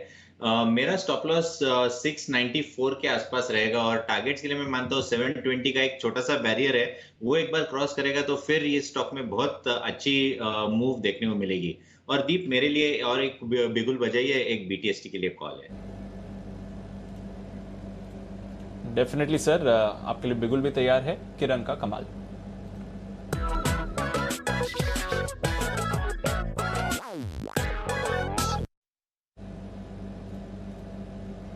बताएं किरण जी। दीप, ये एंटिसिपेशन में बाय कॉल है, और मोमेंटम काफी स्ट्रांग है। एक्सिस बैंक में मुझे लगता है कि इधर से काफी बड़ी अपसाइड देखने को मिलेगी। अभी 721 के आसपास ट्रेड कर रहा है। मेरा स्टॉप लॉस 715 का रहेगा। आज के लिए टारगेट है 725.26। अगर इसके ऊपर की क्लोजिंग मिलती है दीप, तो ये एक बहुत बड़ा ट्रेंड रिवर्सल प्राइस पैटर्न होगा, और इस मंथली एक्सपायरी के लिए 775 ये टारगेट देखने को मिलेंगे। तो अभी छोटी क्वांटिटी बाय करें, 725.26 के ऊपर अगर चलता है और क्लोजिंग मिलती है तो एंड में और बाय करने की सलाह होगी। ये स्टॉक आउट परफॉर्मर के तौर पे हमें अगले गुरुवार तक देखने को मिलेगा। बिल्कुल, तो एक्सिस ऑफर फॉर सेल चल रहा है, और आज इंस्टीट्यूशंस के लिए खुला हुआ है। डिमांड तो खैर इसके लिए अच्छी आनी ही थी, बट डेफिनेटली अनिल जी, वो सूटी का जो ओवरहैंग था स्टेक सेल का, वो एक तरह से निकलते हुए दिख रहा है। तो जो किरण जी कह रहे हैं, एक हफ्ते में 775 के टारगेट भी आ सकते हैं सर? बिल्कुल, तो ये बात सही है। और सबसे बड़ी चीज क्या है जो किरण जी कह रहे हैं चार्ट पर, वो आशीष सर भी इस बात से शायद सहमत होंगे कि एक बड़ी जो बिकवाली का जो वो है ना, हमेशा खतरा रहता था कि सूती की बिकनी है, तो वो एक बार स्टेक बिक गई ना, तो उसके बाद आराम हो गया कि अब बार बार है ना रोज का झंझट खत्म। एक बार जिसको लेनी है वो लेकर भी बैठ गए आराम से, वो सब हो गया। क्यों आशीष सर, अब एक बार वो सप्लाई खत्म होने का डर बड़ा काम आएगा इसके स्टॉक के लिए भागने के लिए अब? 100% आएगा अनिल जी। और वो कई बार आप ये देखो, पिछले 1-1.5 साल से 2 साल से बातचीत चलती रहती थी, ये ओवरहैंग था। तो ओवरहैंग खत्म होने के बाद अनिल जी स्टॉक की बिल्कुल री रेटिंग हो सकती है। अब ये देखना है कि अब्जॉर्ब क्वांटिटी होने के बाद इसका ट्रेड बैठता कहाँ पे है। अनिल जी, अभी आप ना निफ्टी के बारे में कॉमेंट्री दे रहे थे, तो बहुत अच्छी बात आपने ये बिल्कुल ये बोली अनिल जी। बात बोरिंग मार्केट की साथ में ये है कि अगर आप अनिल जी आपने देखा तो कॉल्स कम है अनिल जी। अगर आप सुबह की कॉल्स या बाकी भी ओवरऑल देखो, ट्विटर पे बहुत सारे लोग ये सारे एनालिस्ट बोलते रहते हैं, आज जो अनिल जी कोई भी कॉल ना, मतलब 80% कॉल मॉर्निंग की कोई मैच्योर ही नहीं हुई है। मतलब जो प्रीवियस कॉल्स भी थी, चाहे वो लॉन्ग और शॉर्ट की, it is not about the trade. Most shorts तो ज्यादा थी नहीं, क्योंकि मोमेंटम था कि गैप डाउन बेचना नहीं है। कोई भी call Anil ji majority of the stocks में ना मैच्योर नहीं हो रही है, तो लोग अभी भी उनमें ही अटके हुए हैं। और अनिल जी एक टाइम ऐसा आता है कि जब बिल्कुल वो इतना स्ट्रांग नोटा होता है कि आप जबरदस्ती का ट्रेड नहीं कर सकते, क्योंकि वो ट्रेड 99% वो लॉस में ही होगा, चाहे छोटे लॉस में हो। तो तो अनिल जी इस तरह की ये मार्केट है कि जो ट्रेड्स मैच्योर नहीं हो रहे, मैच्योर इन द सेंस कि स्टॉप लॉसेस भी ढंग से नहीं हो रहे अगर स्टॉक्स के वो लगाए, तो ऐसी मार्केट में अनिल जी जो है ना पैसा कमाना थोड़ा सा मुश्किल हो जाता है। दैट इज द रीजन कि इस बोरियत में अभी आप देखिए अनिल जी कल की अगर किसी ने कॉल्स ली हो या सुबह निफ्टी की कॉल्स ली हो तो प्राइस डिके और टाइम डिके से कॉल सारी की सारी अनिल जी एकदम खत्म सी हो गई हैं। तो मतलब इतनी जल्दी पैसा टूट जाता है एंड इसीलिए हम स्प्रेड बनाते हैं। लेकिन मैं इसलिए एग्जांपल दे रहा हूँ कि स्प्रेड भी नहीं बन रहा क्योंकि आईवी इतनी कम है कि उसमें आनी जानी नहीं होगी। So that is the reason Anil ji as a discipline ये एक्सेप्ट करना चाहिए। मतलब आई एम एक्सेप्टिंग कि ऐसी मार्केट में अनिल जी कोई डिसाइसिव या ट्रेड बन ही नहीं रहा, तो थोड़ा शांति रखेंगे तो जब अच्छा ट्रेड बनेगा उसके लिए रहेंगे, नहीं तो हम अपने जो अनिल जी उलझे हुए ट्रेड्स में रह जाते हैं, फिर जब डिसाइसिव ट्रेड आता है तो मिस हो जाता है वो।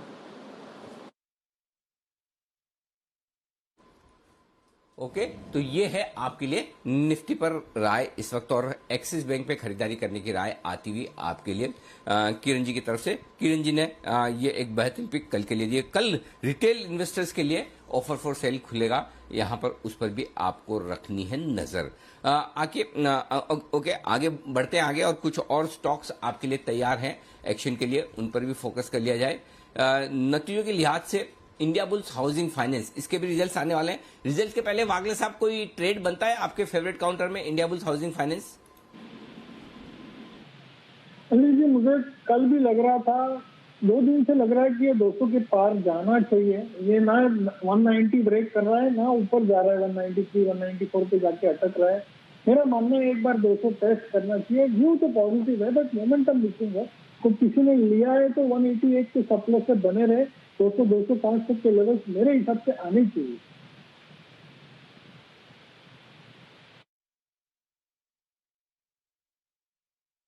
ओके, तो ये है आपके लिए इंडिया बुल्स हाउसिंग फाइनेंस। एक बार जरा नजर डालिए भेल BHEL पर भी निचले स्तरों से बढ़िया मूव आपको आते हुए दिखा है पिछले कुछ मिनटों में। BHEL निचले स्तरों से 4-4.5% सुधरा है और इस समय भी अगर आप देखें तो 2-2.5% ऊपर आपको आते हुए दिख रहा है। अनफॉर्चुनेटली वायदा कारोबार के बैन में है ये स्टॉक, बट वापस 74-75 के लेवल्स पर आते हुए दिख रहा है। आशु जी, जो थोड़ा एक कंसोलिडेशन पीरियड हुआ था BHEL का, जो आपने कहा डिलीवरी लेकर रखना है, वो पीरियड खत्म होते हुए दिख रहा है, वापस अपमूव के ट्रेंड में आते हुए दिख रहा है सर BHEL?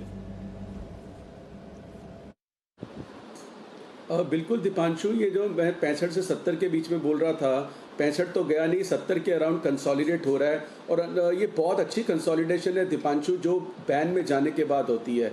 तो ये जब स्ट्रॉन्ग स्टॉक होता है और बैन में जाने के बाद जो कंसोलिडेशन होती है उसमें उसकी नींव और ज़्यादा अच्छी बनती है। और इसी स्पिरिट में दीपांशु में एक और चीज़ बोलूँगा, कैडिला भी बैन में गया हुआ है, फार्मा में भी करेक्शन है। मतलब आज भी सुबह फार्मा में एक ट्रैक्शन आई, नहीं चला, लेकिन कैडिला में भी 1-2 दिन के अंदर मुझे लगता है कैडिला भी बैन से निकलेगा।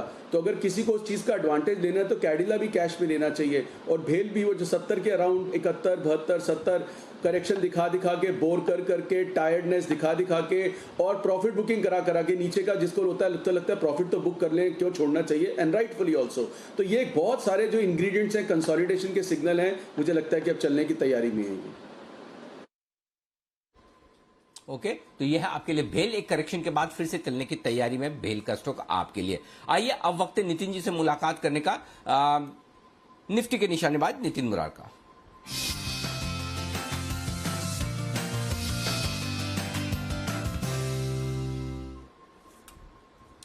बताइए नितिन जी। जी यहाँ पे बैंक निफ्टी पे ट्रेड लेंगे और बैंक निफ्टी की 33,700 की कॉल ऑप्शन खरीदेंगे और 34,000 की बेचेंगे, यानी 300 पॉइंट का बुल कॉल स्प्रेड हो गया जो 130 रुपए में बन रही है। यानी मेरा मैक्सिमम रिस्क 130 रुपए का है, बट इसका स्टॉप लॉस हम लोग 80 रुपए डिफरेंस का रखेंगे और टारगेट 34,000 का रखेंगे। इंट्राडे में आज मार्केट नीचे जो करेक्ट करी वहां से बैंक निफ्टी में बाइंग इंटरेस्ट आ रहा है, तो मुझे लग रहा है क्लोजिंग होते होते बैंक निफ्टी ऊपर की तरफ मूव करेगी 33,950 की तरफ। तो उसको देखते हुए 33,700 की कॉल लेकर के 34,000 की कॉल बुल कॉल स्प्रेड हम बनाने की सलाह दे रहे हैं। ओके, बुल कॉल स्प्रेड बनाए बैंक निफ्टी में 33,700 और कल का भी आपका बुल कॉल स्प्रेड कमाल करता हुआ दिखा, उसमें टारगेट सुबह ही आ गए थे, परसों वाले कॉल के आगे थे और आज भी फिर से बुल कॉल स्प्रेड बनाकर जाने की राय है बैंक निफ्टी पर। 33,700 का कॉल ऑप्शन खरीदिए, 34,000 का बेचिए, 130 रुपए की लगेगी कॉस्ट, स्टॉप लॉस रखिए 50 पॉइंट नीचे 80 पर, 34,000 के आसपास स्पॉट लेवल पर जब निफ्टी पहुंचे, नीतीश जी स्पॉट लेवल पर पहुंचना चाहिए निफ्टी, राइट? जी बिल्कुल स्पॉट लेवल पे, और अभी 33,700 के आसपास ही स्पॉट लेवल है, बहुत ज्यादा प्रीमियम्स नहीं दिख रहे हैं, तो उसके हिसाब से भी ट्रेड लॉजिकल है, तो स्पॉट लेवल पर ठीक है, ओके। तो बस वहां पर आप प्रॉफिट बुक कर लें, ये है राय आपके लिए नितिन जी के लिए, नितिन जी की तरफ से निफ्टी, बैंक निफ्टी पर। निफ्टी के भी डेटा तो बता के जाए, नितिन जी आए हैं, भले आपकी कॉल ना भी हो तो कुछ बताएं इसके बारे में। अनिल जी, निफ्टी का भी डेटा काफी सही है, और एक्सपायरी के हिसाब से जैसे कल है तो ऐसा लग रहा है कि 15,000 के ऊपर एक्सपायरी होनी चाहिए, और टुवर्ड्स 15,100 150 की तरफ एक्सपायरी हो सकती है। बट दोनों में कंपेयर करें तो बैंक निफ्टी का डेटा ज्यादा स्ट्रांग है, इसलिए उसमें ट्रेड लिया है। बट निफ्टी का भी अगर डेटा और व्यू देखा जाए तो ऑलरेडी स्ट्रेंथ बनी हुई है, और कल की एक्सपायरी निफ्टी की 15,100 150 के बीच में हो सकती है, और बैंक निफ्टी की एक्सपायरी करीब 34,000 की तरफ हो सकती है।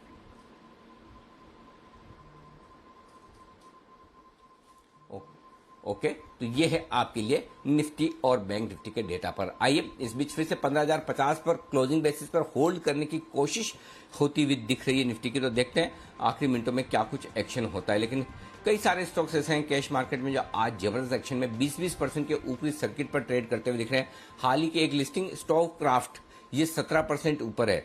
VLS फाइनेंस, सुबह हम इसका जिक्र भी कर रहे थे, रिलैक्सो की बात हुई, कुशल बता रहे थे रिलैक्सो के दमदार नतीजे आने वाले हैं। इसी के रिलैक्सो की होल्डिंग कंपनी है VLS फाइनेंस, ये 20% के ऊपरी सर्किट पर ट्रेड करता हुआ दिख रहा है। ये स्टॉक ग्लैंड फार्मा शेयरों में आज बड़ा एक्शन होता हुआ दिख रहा है। ग्लैंड फार्मा 11% ऊपर है, वोखार्ड का हम जिक्र कर ही चुके हैं।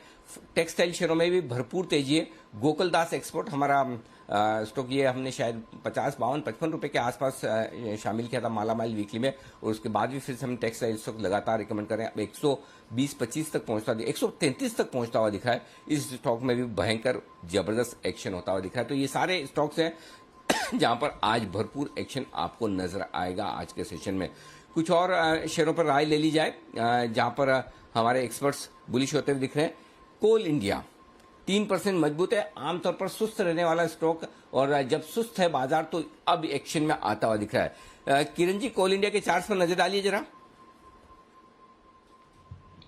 अनिल जी, कोल इंडिया में नेक्स्ट जो बैरियर है वो लगभग 155-156 लेवल्स के है। इसके ऊपर की क्लोजिंग चाहिए। एक अच्छा करेक्टिव रैली हमने 155 से 145 तक देखा पिछले 3-4 दिनों में। तो अभी जिनके पास लॉन्ग पोजीशन है इनके लिए 148 का स्टॉप लॉस रहेगा और होल्ड करने की सलाह है, पर एक्चुअल रैली 155 के ऊपर ही चालू होने की प्रोबेबिलिटी देखने को मिल रही है।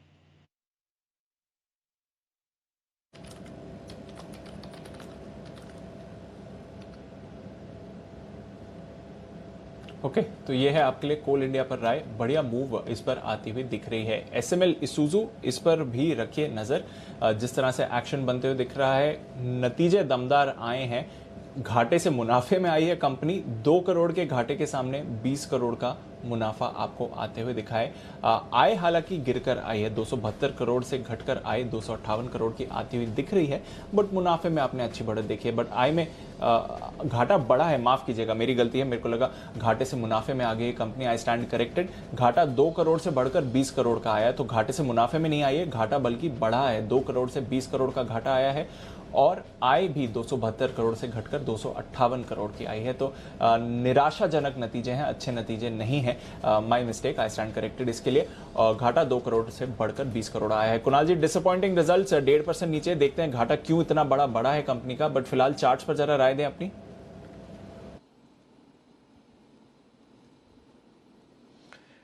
देखिए, मैं चार्ट्स देख रहा था दीपांशु, एक ब्रेकडाउन आता हुआ चार्ट पर नज़र आ रहा है, और जैसे आप बता रहे हैं कि नतीजे खराब हैं, उसके बाद ऐसा होना स्वाभाविक है। लेकिन 435 रुपये पर मुझे एक सपोर्ट नज़र आता है, और ये काफ़ी पुराना सपोर्ट है जिस पर पहले बहुत वॉल्यूम एडिशन हुआ है। तो मुझे लगता है कि जिनके पास भी पोजीशन है और शॉर्ट टर्म के लिए ली है, तो 435 रुपये का आप एक स्टॉप लॉस रखें। इसके नीचे जाएगा तभी निकलें, अदरवाइज हो सकता है कि ये स्टॉक कुछ रेंज में ट्रेड करता रहे, कोई खास मूवमेंट ना आए। 435 के नीचे कमजोर होगा, और खैर तेजी की बात तो करेंगे जब ये स्टॉक 460 को पार करेगा। ओके, तो 460 को जब क्रॉस करेगा तभी इसके बारे में बात करेंगे। बट खराब नतीजे आते हुए कामकाजी मुनाफे से कामकाजी घाटा भी आया है कंपनी का। तो ओवरऑल काफी disappointing set of numbers SML Isuzu की तरफ से। और Q4 वैसे तो ऑटो कंपनीज के लिए अच्छी तिमाही रही है, बट यहां पर एसएमएल इसूजू ने किया है निराश। हैवेल्स, इसके नतीजों पर नजर है और स्टॉक में पिछले 2-3 दिनों से अच्छा एक्शन बनते हुए दिखाए। तो आइए एक बार आशीष से जानते हैं हैवेल्स से बाजार क्या अनुमान लगा रहा है। आशीष बताइए। दिपांशु, नतीजे जो हैं बढ़िया देखने को मिलेंगे। दरअसल अगर आप देखें तो कुछ कंज्यूमर रिलेटेड कंपनीज हैं, वहां पर छोटे बेस का फायदा देखने को मिल रहा है। पिछले साल बिक्री ज़्यादा देखने को नहीं मिली थी, तो इस बार इसका एक बेनिफिट देखने को मिलेगा। हालांकि तिमाही दर तिमाही अगर आप देखेंगे तो मार्जिन में हल्का दबाव नजर आएगा और आगे जाकर मैनेजमेंट की क्या कमेंट्री रहती है इस पर नजर रहेगी। लेकिन नतीजे अगर आप देखें तो बढ़िया ही नजर आएंगे। मुनाफा करीब 74% बढ़कर 308 करोड़ रहने का अनुमान है। इनके मार्जिन में हल्की बढ़त देखने को मिलेगी, 11% से बढ़कर करीब 14% के आसपास रहेंगे। कामकाजी मुनाफा करीब 90% बढ़ेगा, 464 करोड़ रहने का अनुमान है। और क्योंकि जैसा कि मैंने आपको बताया कि छोटा ही बेस का बेनिफिट, इसके लिए टॉप लाइन में भी अच्छा प्रदर्शन देखने को मिलेगा।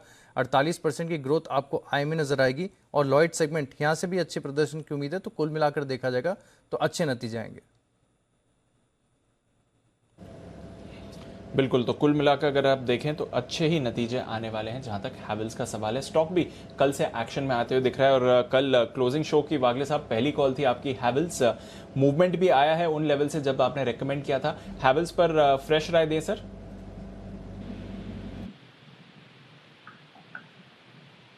दिपांशु, कल एक अच्छा मोमेंट आया। आज के लिए मुझे लगता है आज के दिन में नहीं, बट आज और कल में ये 1110 1115 तक जाना चाहिए। तो मैं अभी भी बने रहने की सलाह दूंगा। मेरा 1060 का स्टॉप लॉस होगा। ओके, तो ये है आपके लिए हेवेल्स पर राय। आइए राय एक और स्टॉक पर जो देने जा रहे हैं कुणाल जी और राकेश जी, और वक्त है उनके लिए पिक ऑफ द डे का। तो बिगुल पिक ऑफ द डे का कल का काम आज ही कुणाल जी राकेश जी की तरफ से।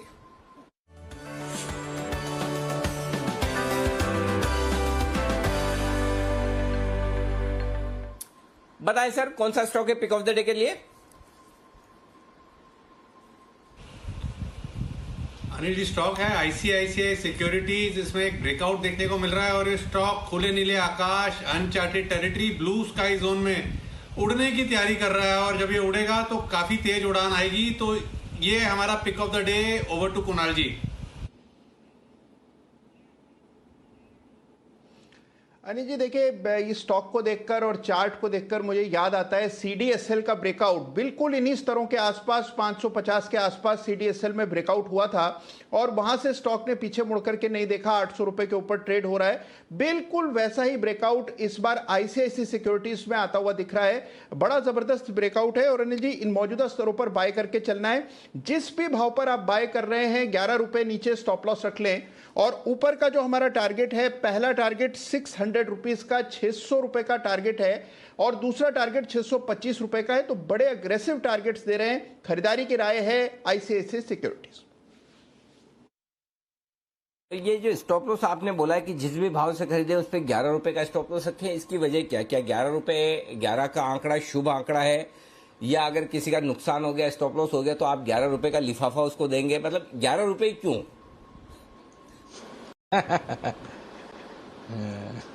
अनिल जी देखिए, स्टॉप लॉस बनता है कुछ 7-8 रुपए का। मैंने जानकर के थोड़ा बड़ा स्टॉप लॉस 11 रुपए का दिया है। अब देखिए होता क्या है अनिल जी, जैसे अब मान लीजिए आप 555 पर खरीद पाए तो उसमें से 11 रुपए काट कर स्टॉप लॉस रख लें। अगर आप 556 पर खरीद पाए तो वहां पर 11 रुपए काट लें। तो बजाय इसके कि एक लेवल पर स्टॉप लॉस रखें, अपने खरीद के दाम में 11 रुपए घटाकर स्टॉप लॉस रखना चाहिए। और 11 ठीक है, हमारे प्रोड्यूसर साहब ने 547 का लगा दिया स्टॉप लॉस। उन्होंने 558 में से 11 काट के 547 पर स्टॉप लॉस लगा दिया है। बाकी आप अपने हिसाब से लगाएं, जहां भी आपको लगाना है वहां पर आप स्टॉप लॉस लगाएं, लेकिन 11 रुपए का लगाएं, ये जरूर है। आंकड़ा शुभ है 11 का। उम्मीद करें कि स्टॉप लॉस तक ना पहुंचे, वो ज्यादा बढ़िया होगा आपके लिए। तो ये है स्टॉक जो पिक ऑफ द डे के तौर पर पसंद है इस वक्त कुणाल जी और राकेश जी को। यहाँ पर एक्शन भरपूर होने की तैयारी में है। ओके, एक और स्टॉक जिसका हम अभी जिक्र कर रहे थे, गोकुलदास एक्सपोर्ट, आज बड़े एक्शन में। जय, इसके चार्ट देखिए जरा। 17 मार्च को हमारी रिकमेंडेशन लिस्ट में भी था। 110 तक के टारगेट दिए थे, 92 और 110 का तीसरा टारगेट भी आ गया। उससे तो बहुत ऊपर निकल गया है, लेकिन तब भी हमें कहता है अब भी मत बेचिए, अभी भी रखिए। टेक्सटाइल स्टॉक्स में तो तेजी है। बताएं इसके चार्ट्स कैसे हैं? कि अनिल जी, मुझे ये स्टॉक अभी भी पसंद है। मुझे ऐसा लग रहा है कि यहाँ पे गोइंग फॉरवर्ड शॉर्ट टर्म के पॉइंट ऑफ व्यू से अगर मैं देखूँ तो मुझे 150 रुपये तक के टारगेट्स नजर आ रहे हैं अनिल जी। तो लगभग यहाँ से और 10-15% का मूव गोकुलदास में और भी देखने मिल सकता है। अगर 150 के लेवल निकालता है अनिल जी ये, तो इसमें और एक्सटेंडेड मूव हमें देखने मिलेगा। और इसका जो एक्सटेंशन के टारगेट्स आ रहे हैं that would be somewhere around 167। तो फर्स्ट टारगेट 150 का रहेगा, सेकंड टारगेट रहेगा 167 का। अब मुझे ऐसा लग रहा है अनिल जी के वेरी नियर टर्म में करीब 125 का एक क्लोजिंग बेसिस के ऊपर एक अच्छा सपोर्ट बन चुका है। जब तक 125 के ऊपर है तब तक पॉजिटिव मोमेंटम रहेगा यहाँ पे। ओके, तो पॉजिटिव मोमेंटम रहने वाला है। गोकुलदास एक्सपोर्ट्स, हमने भी इस के बारे में चर्चा करी थी। अनिल जी का स्टॉक ऑफ द डे भी था 17 मार्च को। वहां से तो खैर सारे टारगेट्स आ गए हैं और भी बड़ी तेजी आपको गोकुलदास में बनती हुई दिख रही है। 11% ऊपर इस समय है ये काउंटर। पर एक काउंटर कोलगेट, जिसके नतीजों के बाद बाजार में थोड़ा डिवीजन बना हुआ है कि अब यहां से और अच्छी परफॉर्मेंस आएगी या फिर परेशानी बढ़ सकती है। इस पर बुल वर्सेस बेयर लेकर तैयार हैं आशीष और वरुण। और क्योंकि आशीष आप बुल हैं और स्टॉक आज पॉजिटिव है, तो आपसे ही शुरुआत करते हैं। बताएं कोलगेट पर तेजी के तर्क क्या बनते हुए दिख रहे हैं? बिल्कुल दीपांशु, सबसे पहला तर्क ये होगा कि हाल ही में जो कंपनी के नतीजे हैं वो काफ़ी बढ़िया देखने को मिले थे। कंपनी का देखिए मुनाफा जो है 204 करोड़ से बढ़कर 315 करोड़ के आसपास आ गया। टॉप लाइन में बढ़िया बढ़त देखने को मिली थी। मार्जिन भी ठीक ठाक थे, करीब 25% से बढ़कर 32% के आसपास। तो मेरा पहला तर्क यही होगा कि नतीजे जो चौथी तिमाही के हैं वो बहुत बढ़िया देखने को मिले। देखिए, नो डाउट कि यहाँ पे नतीजे अच्छे थे। On the face of it तो आपको अच्छे लगेंगे, लेकिन अगर आप लो बेस से देखें तो ये नतीजों में कुछ खास नहीं था। उस बेस को एडजस्ट करेंगे तो महज 5.5% के आसपास की तेजी थी। और मार्जिन में भी जो बढ़ोतरी आई है वो महज एडवर्टाइजमेंट के कम खर्चों के चलते आई है, कोई खास कंपनी ने किया नहीं है। इसके लिए on the face of it आपको नतीजे अच्छे लग रहे हैं, लेकिन अगर आप इन डेप्थ जाके देखेंगे तो सिर्फ लो बेस का कंपनी को फायदा मिला है, उससे ज़्यादा कुछ है नहीं। लेकिन देखिए कंपनी जो है लगातार नए प्रोडक्ट्स लॉन्च कर रही है। थोड़े टाइम पहले ही कंपनी ने एक नया प्रोडक्ट लॉन्च किया था, मैं देख रहा हूँ वेद शक्ति माउथ प्रोटेक्ट। और इतने कम समय के अंदर अगर आप देखें तो इनका डिस्ट्रीब्यूशन रीच इतना बढ़ गया कि अब ये प्रोडक्ट 1 लाख से ज़्यादा आउटलेट्स पर इनका मिल रहा है। तो कंपनी की जो पकड़ है, क्योंकि आप देखिए भारत में 84 साल से कारोबार कर रही है, कितना कुछ देख लिया, कोरोना की 2 लहरें देख ली और न जाने कितनी चीज़ें आई, लेकिन कंपनी का जो ग्रोथ स्टोरी है वो तो इंटैक्ट ही देखने को रही है। डेफिनेटली आशीष, ये इतने सारे प्रोडक्ट्स हैं ना, यही इस कंपनी के लिए सबसे बड़ी प्रॉब्लम है। वो कहावत है ना, too many cooks spoil the soup, वैसे इस कंपनी का हालत है। मुझे तो लगता है एक समय आएगा ना कि 32 दांतों के लिए 32 टाइप के प्रोडक्ट बना के निकलेंगे। हालांकि वो अलग बात है, लेकिन हाँ, इतने सारे प्रोडक्ट ये कंपनी जरूर निकाल रही है। लेकिन याद रखिए, प्रतिस्पर्धा जो है इस पूरे सेक्टर में काफी ज्यादा है। कोलगेट अगर कोई प्रोडक्ट निकालता है तो उसके सामने पतंजलि या डाबर वो प्रोडक्ट लेके सामने खड़ा हो जाता है। तो इस कंपटीशन ने इस कंपनी की वैसी हालत खराब कर रखी है, मार्केट शेयर वैसे ही लोग ले रहे हैं। और देखिए आगे भी मार्केट शेयर गेन करना इस कंपनी के लिए बहुत बड़ी दिक्कत हो सकती है। तो प्रतिस्पर्धा जो है उसको आपको ध्यान रखना चाहिए इस सेगमेंट में। देखिए ट्रैक रिकॉर्ड तो ये कहता है कि कंपनी ने हर बार अपने आप को साबित किया था। 2015 में देखे तो जब आयुर्वेदिक और नेचुरल प्रोडक्ट्स की लहर आई थी तब जरूर इनका मार्केट शेयर कम हुआ था, लेकिन अब देखिए मार्केट शेयर इनका फिर से स्थिर हो गया। लगातार बिक्री बढ़ रही है, टॉप लाइन स्टेबल तरीके से बढ़ रही है। अब देखिए इनका प्रोडक्ट ही ऐसा है, देखिए ओरल हेल्थ केयर सोल्यूशन देते हैं ये, तो ऐसा तो हो नहीं सकता कि लोग ज़्यादा यूज़ करना चाहेंगे। तो एक स्टेबल ग्रोथ देखने को मिलती है, अच्छे स्टेबल रिटर्न्स देखने को मिलते हैं। तो यहाँ पर मैं तो मानता हूँ कि स्टॉक में फंडामेंटल्स बढ़िया हैं। नो डाउट देखिए फंडामेंटल बढ़िया है, लेकिन जो आप कह रहे हैं कि इनके प्रोडक्ट ऐसा है कि सब लोग यूज करते हो, वो सबसे बड़ी प्रॉब्लम है इस कंपनी की। पेनिट्रेशन लेवल इतना ज्यादा है कि आगे के लिए ग्रोथ जो ट्रिगर्स है वो काफी कम है, इनफैक्ट नदारत है। और आप अगर देखेंगे तो इस कंपनी के मुकाबले बाकी जो कंपनीज के प्रोडक्ट्स है वहाँ ग्रोथ ज्यादा है। HUL को देख लीजिए, डाबर को देख लीजिए, पिछले 2 साल में जो CAGR ग्रोथ उन्होंने डिलीवर की है, इस कंपनी ने वो डिलीवर नहीं की है, क्योंकि ओवरऑल प्रोडक्ट कैटेगरी में जो पेनिट्रेशन लेवल है वो काफी ज्यादा है। बिल्कुल, तो फिर मेरी तरफ से आखिरी तर्क ये होगा वरुण की ब्रोकरेज हाउस भी स्टॉक पर बुलिश नजर आ रहे हैं। देखिए जेफरीज की रिपोर्ट में देख रहा था, जहां पर इन्होंने नतीजों के बाद खरीदारी की राय को बरकरार रखा और लक्ष्य 1825 से बढ़ाकर 1875 कर दिया। वहीं क्रेडिट स्विस ने आउट परफॉर्म की रेटिंग दी, लक्ष्य 1750 से बढ़ाकर 1825। यानी विदेशी निवेशक FIs ब्रोकरेज हाउस इस स्टॉक पर अभी भी बुलिश है। देखिए लेकिन सिटी इस पे अभी भी बिकवाली की सलाह दे रहा है। 1550 के प्राइस टारगेट उन्होंने दिए और ब्रोकरेज हाउस देखिए काफी सारे पहले से बुलिश है, लेकिन इस काउंटर ने हमेशा अपने सेक्टर को अंडर परफॉर्म किया है।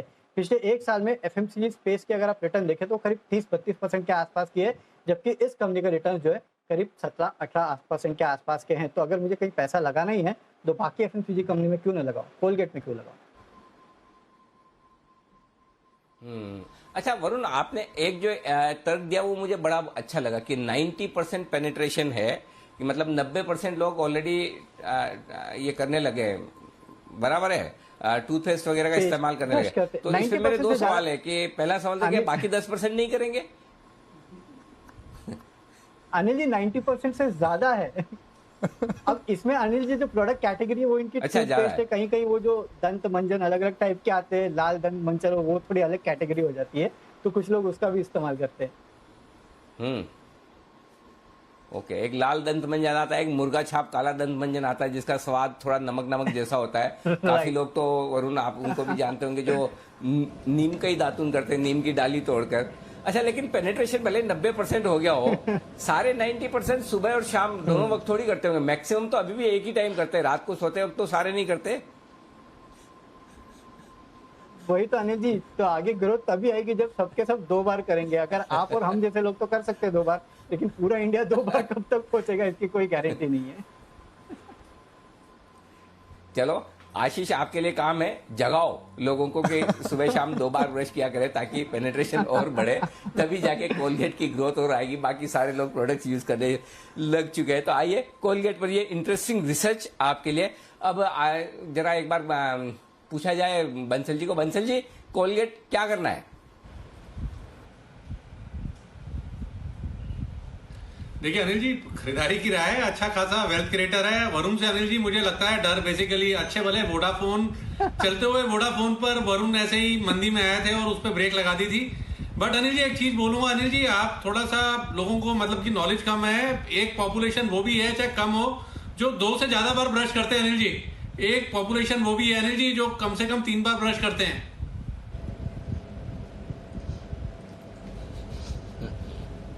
आपके लिए एक मिनट, मैं सुन नहीं पाया, आखिरी सेंटेंस आपका सुन नहीं पाया। बंसल जी क्या कहा आपने? देखिए अनिल जी, ऐसा नहीं है कि लोग जैसे वरुण कह रहे हैं कि 2 बार करें। अनिल जी कुछ लोग ऐसे भी हैं और अच्छी तादाद में हैं जो 2 से ज्यादा बार करते हैं अनिल जी ब्रश। ओहो ओहो, क्या बात है, वेरी नाइस, बढ़िया, अच्छी आदतें तो जितनी ज्यादा हो उतना बेहतर। तो ये है आपके लिए कोलगेट पर पूरी की पूरी रिसर्च हमारी टीम की तरफ से, बुल वर्सेस भी है। आइए बढ़ते हैं आगे। एक शेयर है जबरदस्त एक्शन में, जबरदस्त तेजी में, और उस शेयर की तेजी का फायदा किस दूसरे शेयर को मिल सकता है या मिल रहा है या मिलने वाला है, इस पर एक विशेष रिसर्च की है कुशल गुप्ता ने। तो आइए आपके सामने आ रही है जी business exclusive research.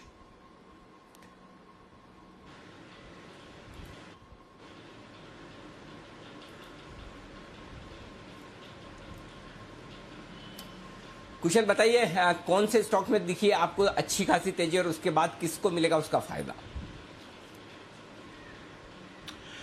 Anil ji, दिन के दौरान मैं रिसर्च कर रहा था, 3 दिनों में मैं देख रहा हूं बिरला कॉर्प करीब 22% के रिटर्न्स इसने ऑलरेडी दे दिए हैं। और इससे सबसे बड़ा फायदा जिस स्टॉक को हो सकता है वो है विंध्या टेलीलिंक्स का। अब आप सोच रहे होंगे कि ऐसा क्यों? पूरा का पूरा गेम जो है वो शेयर होल्डिंग का है। आप देखिए यहां पर विंध्या टेलीलिंक्स की बिरला कॉर्प में करीब करीब 8.25% हिस्सेदारी है। फिर अब आप सोच रहे होंगे कि 8.25% हिस्सेदारी है, इसमें मैं इतना क्यों एक्साइटेड हो रहा हूं? क्योंकि यहां पर आप देखिए, जब मैं और फर्दर बिरला कॉर्प में जिन भी कंपनियों की हिस्सेदारी है वो देख रहा था, तो उसमें 3 ऐसी कंपनियां निकली जो विंध्या टेलीलिंक्स की 100% सब्सिडियरी है। और उनकी अगर टोटल होल्डिंग हम कैलकुलेट करें तो करीब 23-24% की होती है। तो कुल मिलाकर विंध्या टेलीलिंक्स 8.25%, साथ ही बाकी जो 3 इसकी 100% सब्सिडियरी है, वहां पर अगर आप टोटल कैलकुलेट करेंगे तो करीब करीब 31-32% की इनकी टोटल होल्डिंग होती है। जिसकी अगर आप मार्केट वैल्यू देखेंगे तो बिरला कॉर्प करीब 10,000 करोड़ का मार्केट कैप है इसका। और यहां पर ऑलमोस्ट इनकी जो 31-32% हिस्सेदारी है, कंजर्वेटिव बेसिस पर मैंने कैलकुलेट किया कि 3,000 करोड़ रुपए की तो वैल्यू यही बन रही है। अभी आप देखिए विंध्या टेलीलिंक्स ऑलमोस्ट 1200-1300 करोड़ रुपए का इसका मार्केट कैप अभी बना हुआ है। और स्पेसिफिकली कंपनी की अगर आप कोर कारोबार देखें तो उसकी वैल्यू करीब करीब 1300 रुपए प्रति शेयर बन रही है। अगर आप पिछले साल का ईपीएस देखें FY20 का 107 रुपए के हिसाब से, तो अगर मैं इसको होल्डिंग कंपनी डिस्काउंट भी कैलकुलेट करता हूं, मान लीजिए अगर आप 75% का इसका डिस्काउंट भी देते हैं, तो on a very conservative basis करीब 1800 रुपए प्रति प्रति शेयर का भाव तो विंध्या टेलीलिंक्स का बनता ही है। इनफैक्ट अगर आप और कम डिस्काउंट देते हैं 55% तक का, तो ये रेंज जो है करीब करीब 2200 रुपए प्रति शेयर तक भी पहुंच सकती है। तो मुझे लग रहा है कि ये स्टॉक हाईली अंडर वैल्यूड है और इसकी जो होल्डिंग है उसकी जो प्राइसिंग होनी चाहिए वो अभी तक नहीं है। बिल्कुल, तो ये एक स्टॉक है जहां पर जबरदस्त वैल्यू है इस वक्त, और ये वैल्यू अनलॉकिंग कब होगी वो वाली बात अलग है। लेकिन जो स्टॉक अभी थोड़ी देर पहले रिकमेंड कर रहे थे जय भी, विंध्या टेली, वो भी इसी ग्रुप की कंपनी है, माफ कीजिएगा यूनिवर्सल केबल, वो भी इसी ग्रुप की कंपनी है। तो विंध्या टेली में जो स्टेक है कुशल, वो पूरी की पूरी बिरला कॉर्प की है, राइट? खुद में और सब सब्सिडरीज में मिलाकर 30% स्टेक है इनके पास, करेक्ट? बिल्कुल अनिल जी, तो विंध्या टेलीलिंक्स मिलाकर उसकी जो 300% होल्ली ओन सब्सिडरीज हैं उनको टोटल करेंगे तो बिरला कॉर्प में विंध्या टेलीलिंक्स करीब करीब 31.7% होल्ड करता है। ओके, और इसके अलावा जो स्टैंड अलोन बिजनेस है उसका वैल्यूएशन कितना गिन रहे हैं आप? स्टैंड अलोन बिजनेस की वैल्यूएशन करीब 1100-1200 करोड़ रुपए हम अनुमान करके चल रहे हैं। आप देखिए पिछले साल इनका जो ईपीएस आया था 107 रुपए का आया था, और अभी जो 12-13 रुपए की अगर आप ट्रेलिंग 12 मंथ्स का जो पीई देखें तो उसको कैलकुलेट करेंगे तो करीब 1200 से 1300 करोड़ रुपए की वैल्यू बन रही है। ओके, तो ये है आपके लिए 1200-1300 करोड़ का वैल्यूएशन बनता है, उस लिहाज से स्टॉक में अब भी काफी कुछ अपसाइड की गुंजाइश बनती है। यूनिवर्सल केबल की आपने बात की, जय जरा एक बार विंध्या टेली के भी चार्ट्स देखकर बताएं। ओहो, 11% मजबूत है, जरा इसके चार्ट्स देखिए। बहुत ही बढ़िया चार्ट स्ट्रक्चर है अनिल जी, मैं वही देख रहा था, और जो हिसाब से ये स्टॉक ने भी एक अच्छा एक inverse head and shoulders pattern में से ब्रेकआउट दिया है, इसके पोजिशनल टारगेट तो अनिल जी बन रहे 1360 के। मुझे ऐसा लग रहा है कि नेक्स्ट एक दो क्वार्टर में 1360 तक के लेवल्स हमें देखने मिल सकते हैं, which is around 30%। But Anil ji interestingly मैंने इसके लॉन्ग टर्म चार्ट्स भी रीड किए, और लॉन्ग टर्म चार्ट्स में ये इंटरेस्टिंगली देखने मिल रहा है अनिल जी कि मुझे ऐसा लग रहा है कि इसका जो ऑल टाइम हाइज था करीब 2000 तक का था, वो लेवल्स निकल जाएंगे। इसकी फोर्थ वेव खत्म हो चुकी है, फिफ्थ वेव स्टार्ट हो चुकी है, और लॉन्ग टर्म चार्ट स्ट्रक्चर में अनिल जी बहुत ही अच्छी तरह से एक अपवर्ड स्लोपिंग चैनल में ट्रेड कर रहा है, चैनलाइज्ड मूव है और lower end of the channel से रिवर्स हुआ है। सो 1360-80 मीडियम टर्म में और 2000 प्लस के लेवल्स तो मुझे लॉन्ग टर्म में भी नजर आ रहे हैं। पोजिशनल पॉइंट ऑफ व्यू बहुत ही बढ़िया स्टॉक है।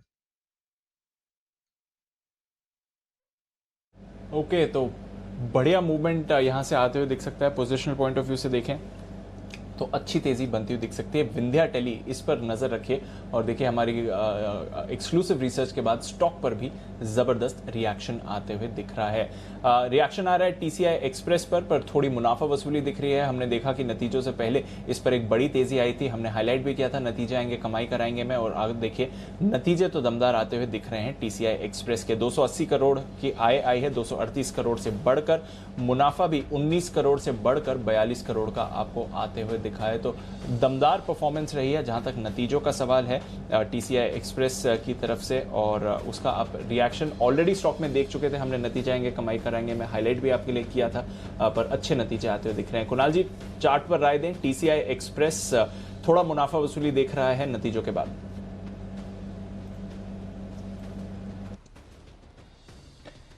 देखिए बिल्कुल सही कह रहे हैं दीपांशु, कुछ करेक्शन आता हुआ दिखा, लेकिन निचले स्तरों से रिकवरी भी ठीक हुई है, और मुझे लगता है कि देखिए ओवरऑल स्ट्रक्चर बहुत ज़बरदस्त है। कल भी हम लोगों ने स्टॉक की चर्चा की थी, और मुझे लगता है कि देखिए 1060 के आसपास अब एक शॉर्ट टर्म सपोर्ट बन गया है और उसके नीचे जाने की संभावना कम दिखती है। तो जिन्होंने पोजीशन बना रखी है 1060 के स्टॉप लॉस से होल्ड करें।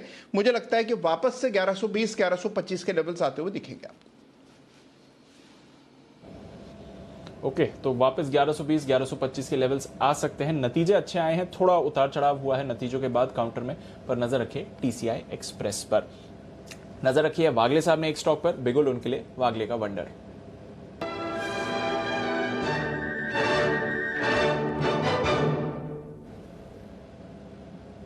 बताएं वागले साहब।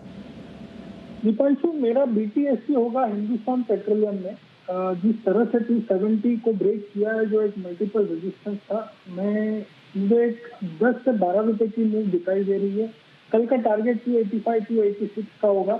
यहाँ पर बाय करके बीटीएससी के लिए कैरी करके चले। 270 ऑन द डाउन साइड अगर ब्रेक होता है तो आपको काट लेना चाहिए। आपकी रिस्क 3-3.5 रुपए की होगी। 10 से 12 रुपए का रिवॉर्ड 286 में मिलना चाहिए। ओके, तो बेहतरीन रिस्क रिवॉर्ड के लिए खरीदारी करें, सिर्फ 3-4 रुपए दूर है आपके लिए स्टॉप लॉस, और अच्छी रिटर्न्स आपको HPCL से आ सकती हैं। चार्ट पर मूवमेंट है और नतीजों का भी इंतजार है, तो क्योंकि बागले साहब ने HPCL पर कॉल दी है तो आपको एक बार बता भी देते हैं कि बाजार की क्या एक्सपेक्टेशन है HPCL के नतीजों से। वरुण हमारे साथ तैयार है। वरुण, बताएं क्या अनुमान लगा रहा है बाजार? डेफिनेटली देखिए, जिस तरह से हमने देखा कि IOC के नतीजे जो थे वो वैसे भी अनुमान था कि कमजोर रहेंगे, लेकिन नतीजे काफी अच्छे रहे, तो उम्मीद करते कि HPCL भी इसी तरह का आउट परफॉर्मेंस दिखाए। लेकिन जो अनुमान हमने लगाया है वो थोड़े कमजोर नतीजों का है। यहाँ भी जो स्टोरी है वो सेम ही है कि इस कंपनी के भी रेवेन्यूज में अच्छी खासी बढ़ोतरी होगी, क्योंकि यहाँ भी आपको इन्वेंट्री गेन और टोटल वॉल्यूम जो है उसमें अच्छी खासी बढ़ोतरी देखने मिलेगी, और इसी के चलते रेवेन्यूज जो है करीब 32-33% के आसपास बढ़ेंगे। लेकिन जो मार्जिन है, खासकर ऑटो मार्जिन, वहाँ पे गिरावट का अनुमान लगाया जा रहा है, और इसके लिए जो एबिटा है उसमें 3% की गिरावट, और एबिटा मार्जिन जो है 4.8% से गिर के 3.5% पे आएंगे, और मुनाफा जो है इस कंपनी का थोड़ा कम हो सकता है, 10-11 करोड़ के आसपास आ सकता है। जो इन्वेंट्री गेन का अनुमान IOC में था करीब $4 से $6 के आसपास का, प्रति बैरल के आसपास का, इस कंपनी के लिए करीब $2 से $3 प्रति बैरल के आसपास का इन्वेंट्री गेन का अनुमान लगाया जा रहा है।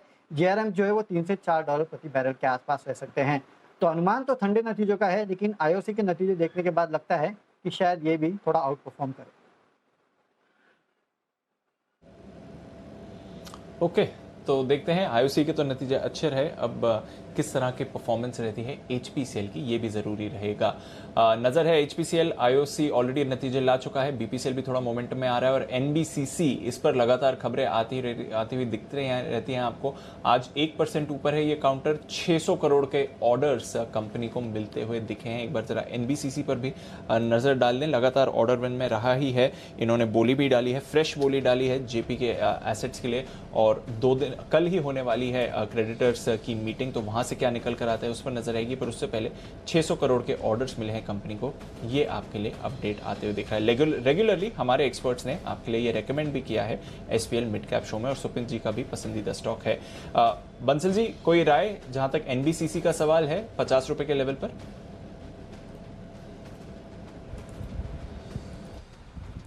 देखिए दिव्यांशु, NBCC की अगर आप टेक्निकल स्ट्रक्चर देखें तो स्ट्रक्चर काफी बढ़िया है, और यहाँ पर 48 रुपीज 80 पैसा, मात्र ₹1.20 का एक स्टॉप लॉस बैठता है। 48 रुपीज 80 पैसा के स्टॉप लॉस के साथ 53 रुपीज के टारगेट के लिए स्टॉक एक अच्छा बाइंग कैंडिडेट है। ओके, तो अच्छा बाइंग कैंडिडेट है, नजर रखिए इस काउंटर पर, खबर पर रिएक्ट भी आपको करते हुए दिख रहा है। आखिरी कुछ मिनट बाकी हैं ट्रेड के लिए। अनिल जी अपनी फाइनल स्ट्रैटेजी देने के लिए तैयार हैं, उससे पहले चलते हैं आशीष के पास और जान लेते हैं वायदा कारोबार की बैन लिस्ट में क्या बदलाव हो सकते हैं बैन से बेनिफिट।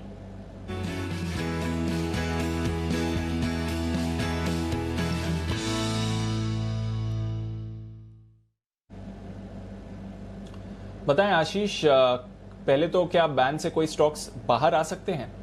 बिल्कुल दिवांशु, पहले देख लेते हैं 6 स्टॉक जो हैं वो बैन में, 6 में से 3 स्टॉक ऐसे हैं जो बैन से निकलने की तैयारी में। सबसे पहले आता है नाम BHEL का, यहाँ पर करीब मार्केट वाइड पोजीशन लिमिट घटकर 79% हो गई है। सन टीवी आज फिर प्रयास कर रहा है, हालांकि बॉर्डर लाइन पर है, बिल्कुल 79.99% है। यहाँ पर भी थोड़ी सी संभावना है कि स्टॉक जो है बैन से बाहर आ जाएगा। इसके अलावा PNB यहाँ पर भी नजर रखिए, 81% हो गई है, हालांकि 80% के नीचे आने के बाद ही स्टॉक जो है बैन से बाहर आते हैं। तो 3 स्टॉक ऐसे हैं, BHEL, सन टीवी और PNB, यहाँ पर नजर रखनी होगी, ये स्टॉक बैन से बाहर आ सकते हैं। कैडिला हेल्थकेयर यहाँ पर भी स्लाइड चांसेस हैं, हालांकि मैं काफी देर से इसको वॉच कर रहा हूँ, पोजीशंस घट नहीं रही है, 82% के पास बनी हुई है अभी फिलहाल, तो कैडिला के कम चांसेस हैं। बाकी ये 3 स्टॉक की संभावना है कि बैन से बाहर आएंगे। ओके, तो ये है आपके लिए बैन से बेनिफिट का अपडेट, और सबसे बड़ी नज़र इस समय BHEL पर ही बनी हुई है, बाहर आने की तैयारी में है। साथ ही सन टीवी और PNB यहाँ पर भी पॉसिबिलिटी है। कैडिला भी शायद बॉर्डर पर है, बट देखते हैं, शायद आधी ही लिस्ट हो जाए कल। ये डेवलपमेंट है आपके लिए वायदा कारोबार की बैन लिस्ट के। आइए अनिल जी के पास फिर चलते हैं, आखिरी 10 मिनट बाकी हैं ट्रेड के, जान लेते हैं फाइनल स्ट्रैटेजी क्या है आज की।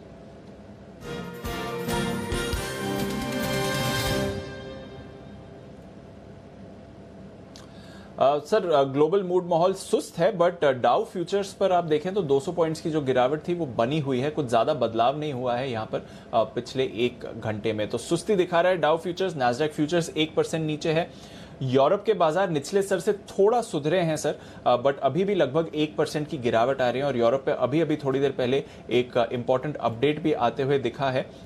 जो फुली वैक्सीनेटेड ट्रैवलर्स हैं उनके लिए यूरोप अपने बॉर्डर्स खोल रहा है, यानी कि अब मूवमेंट वहां पर आप होते हुए दिख सकेंगे उन लोगों के लिए जो दोनों टीकाकरण करवा चुके हैं। तो ये भी एक अपडेट आते हुए दिख रहा है। थोड़ा बाजार पर वहां पर भी रिएक्शन आया, यूरोप के बाजार निचले स्तरों से सुधरे हैं, बट सुस्ती है ग्लोबल मार्केट्स में। सर बताएं क्या करके जाना चाहिए?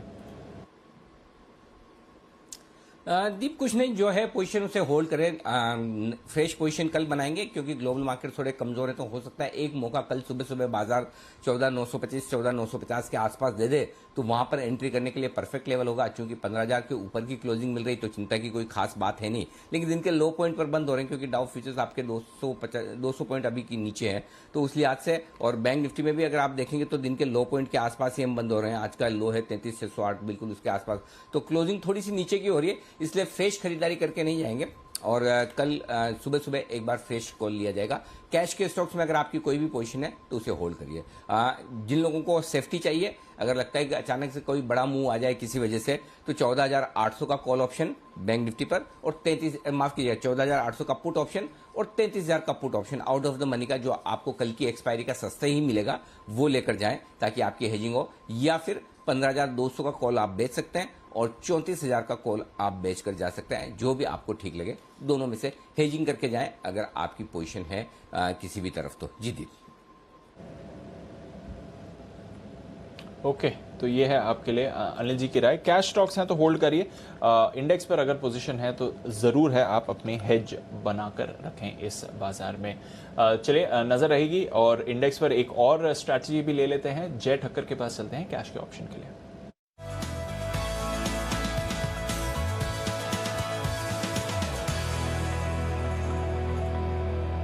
बताएं जय। जी दीप, दीप लग रहा था कि गैप शायद पार्शियली फिल हो चुका है और निफ्टी में एक अपमूव देखने मिलना चाहिए। इनफैक्ट मैं और अनिल जी का, हमारा दोनों का कल का एक कंसर्न था ही कि गैप अगर कंप्लीटली फिल हुआ तो क्या, और वो धीरे धीरे हुआ काफ़ी, एंड फाइनली हो गया वो गैप फिलअप ऑलमोस्ट, ऐसा लग रहा है फ्यूचर्स में। तो और भी शायद, जैसे अनिल जी ने सही कहा है, in fact I agree with him कि मे बी ये ग्लोबल मार्केट्स के हिसाब से शायद ऐसा हो सकता है कि मॉर्निंग में थोड़ी बहुत और डिप आए, बट ओवरऑल सेटअप अभी भी पॉजिटिव है। एंड जब तक ये जो कंप्लीट 15,000 के ऊपर 14,950 जहाँ से ये गैप अप ओपनिंग देखने मिली थी, वो 14,950 15,000 की जब तक क्लोजिंग बेसिस पे डीप होल्ड कर रहा है ये लेवल्स, तब तक मानना चाहिए कि अप ट्रेंड है। अगर उसके नीचे बंद आ गया then there is a chance कि शायद निफ्टी रिवर्सल भी दिखा दे। तो एक और बार आई थिंक एक अटेम्प्ट करना चाहिए लॉन्ग साइड पर ही, बट क्लोजिंग बेसिस पे स्टॉप लॉस रहेगा। और नेक्स्ट वीकली एक्सपायरी का कॉल ऑप्शन देना चाहूंगा मैं, 15,150 का out of the money call option है, जो करीब अभी 104 के आसपास ट्रेड कर रहा है। यहाँ पे 53 का एक क्लोजिंग बेसिस पे स्टॉप लॉस रहेगा, 53 का क्लोजिंग बेसिस पे स्टॉप लॉस, 104 पर खरीदे। 27 में जो मंथली एक्सपायरी भी है उसका कॉल ऑप्शन खरीदना है। टारगेट यहाँ पे 157 का रहेगा पहला वाला, दूसरा टारगेट बनेगा 174 का। 157 174 ये दो टारगेट्स के लिए खरीदना है। 15,150 के स्ट्राइक का कॉल ऑप्शन 27 मई की एक्सपायरी का।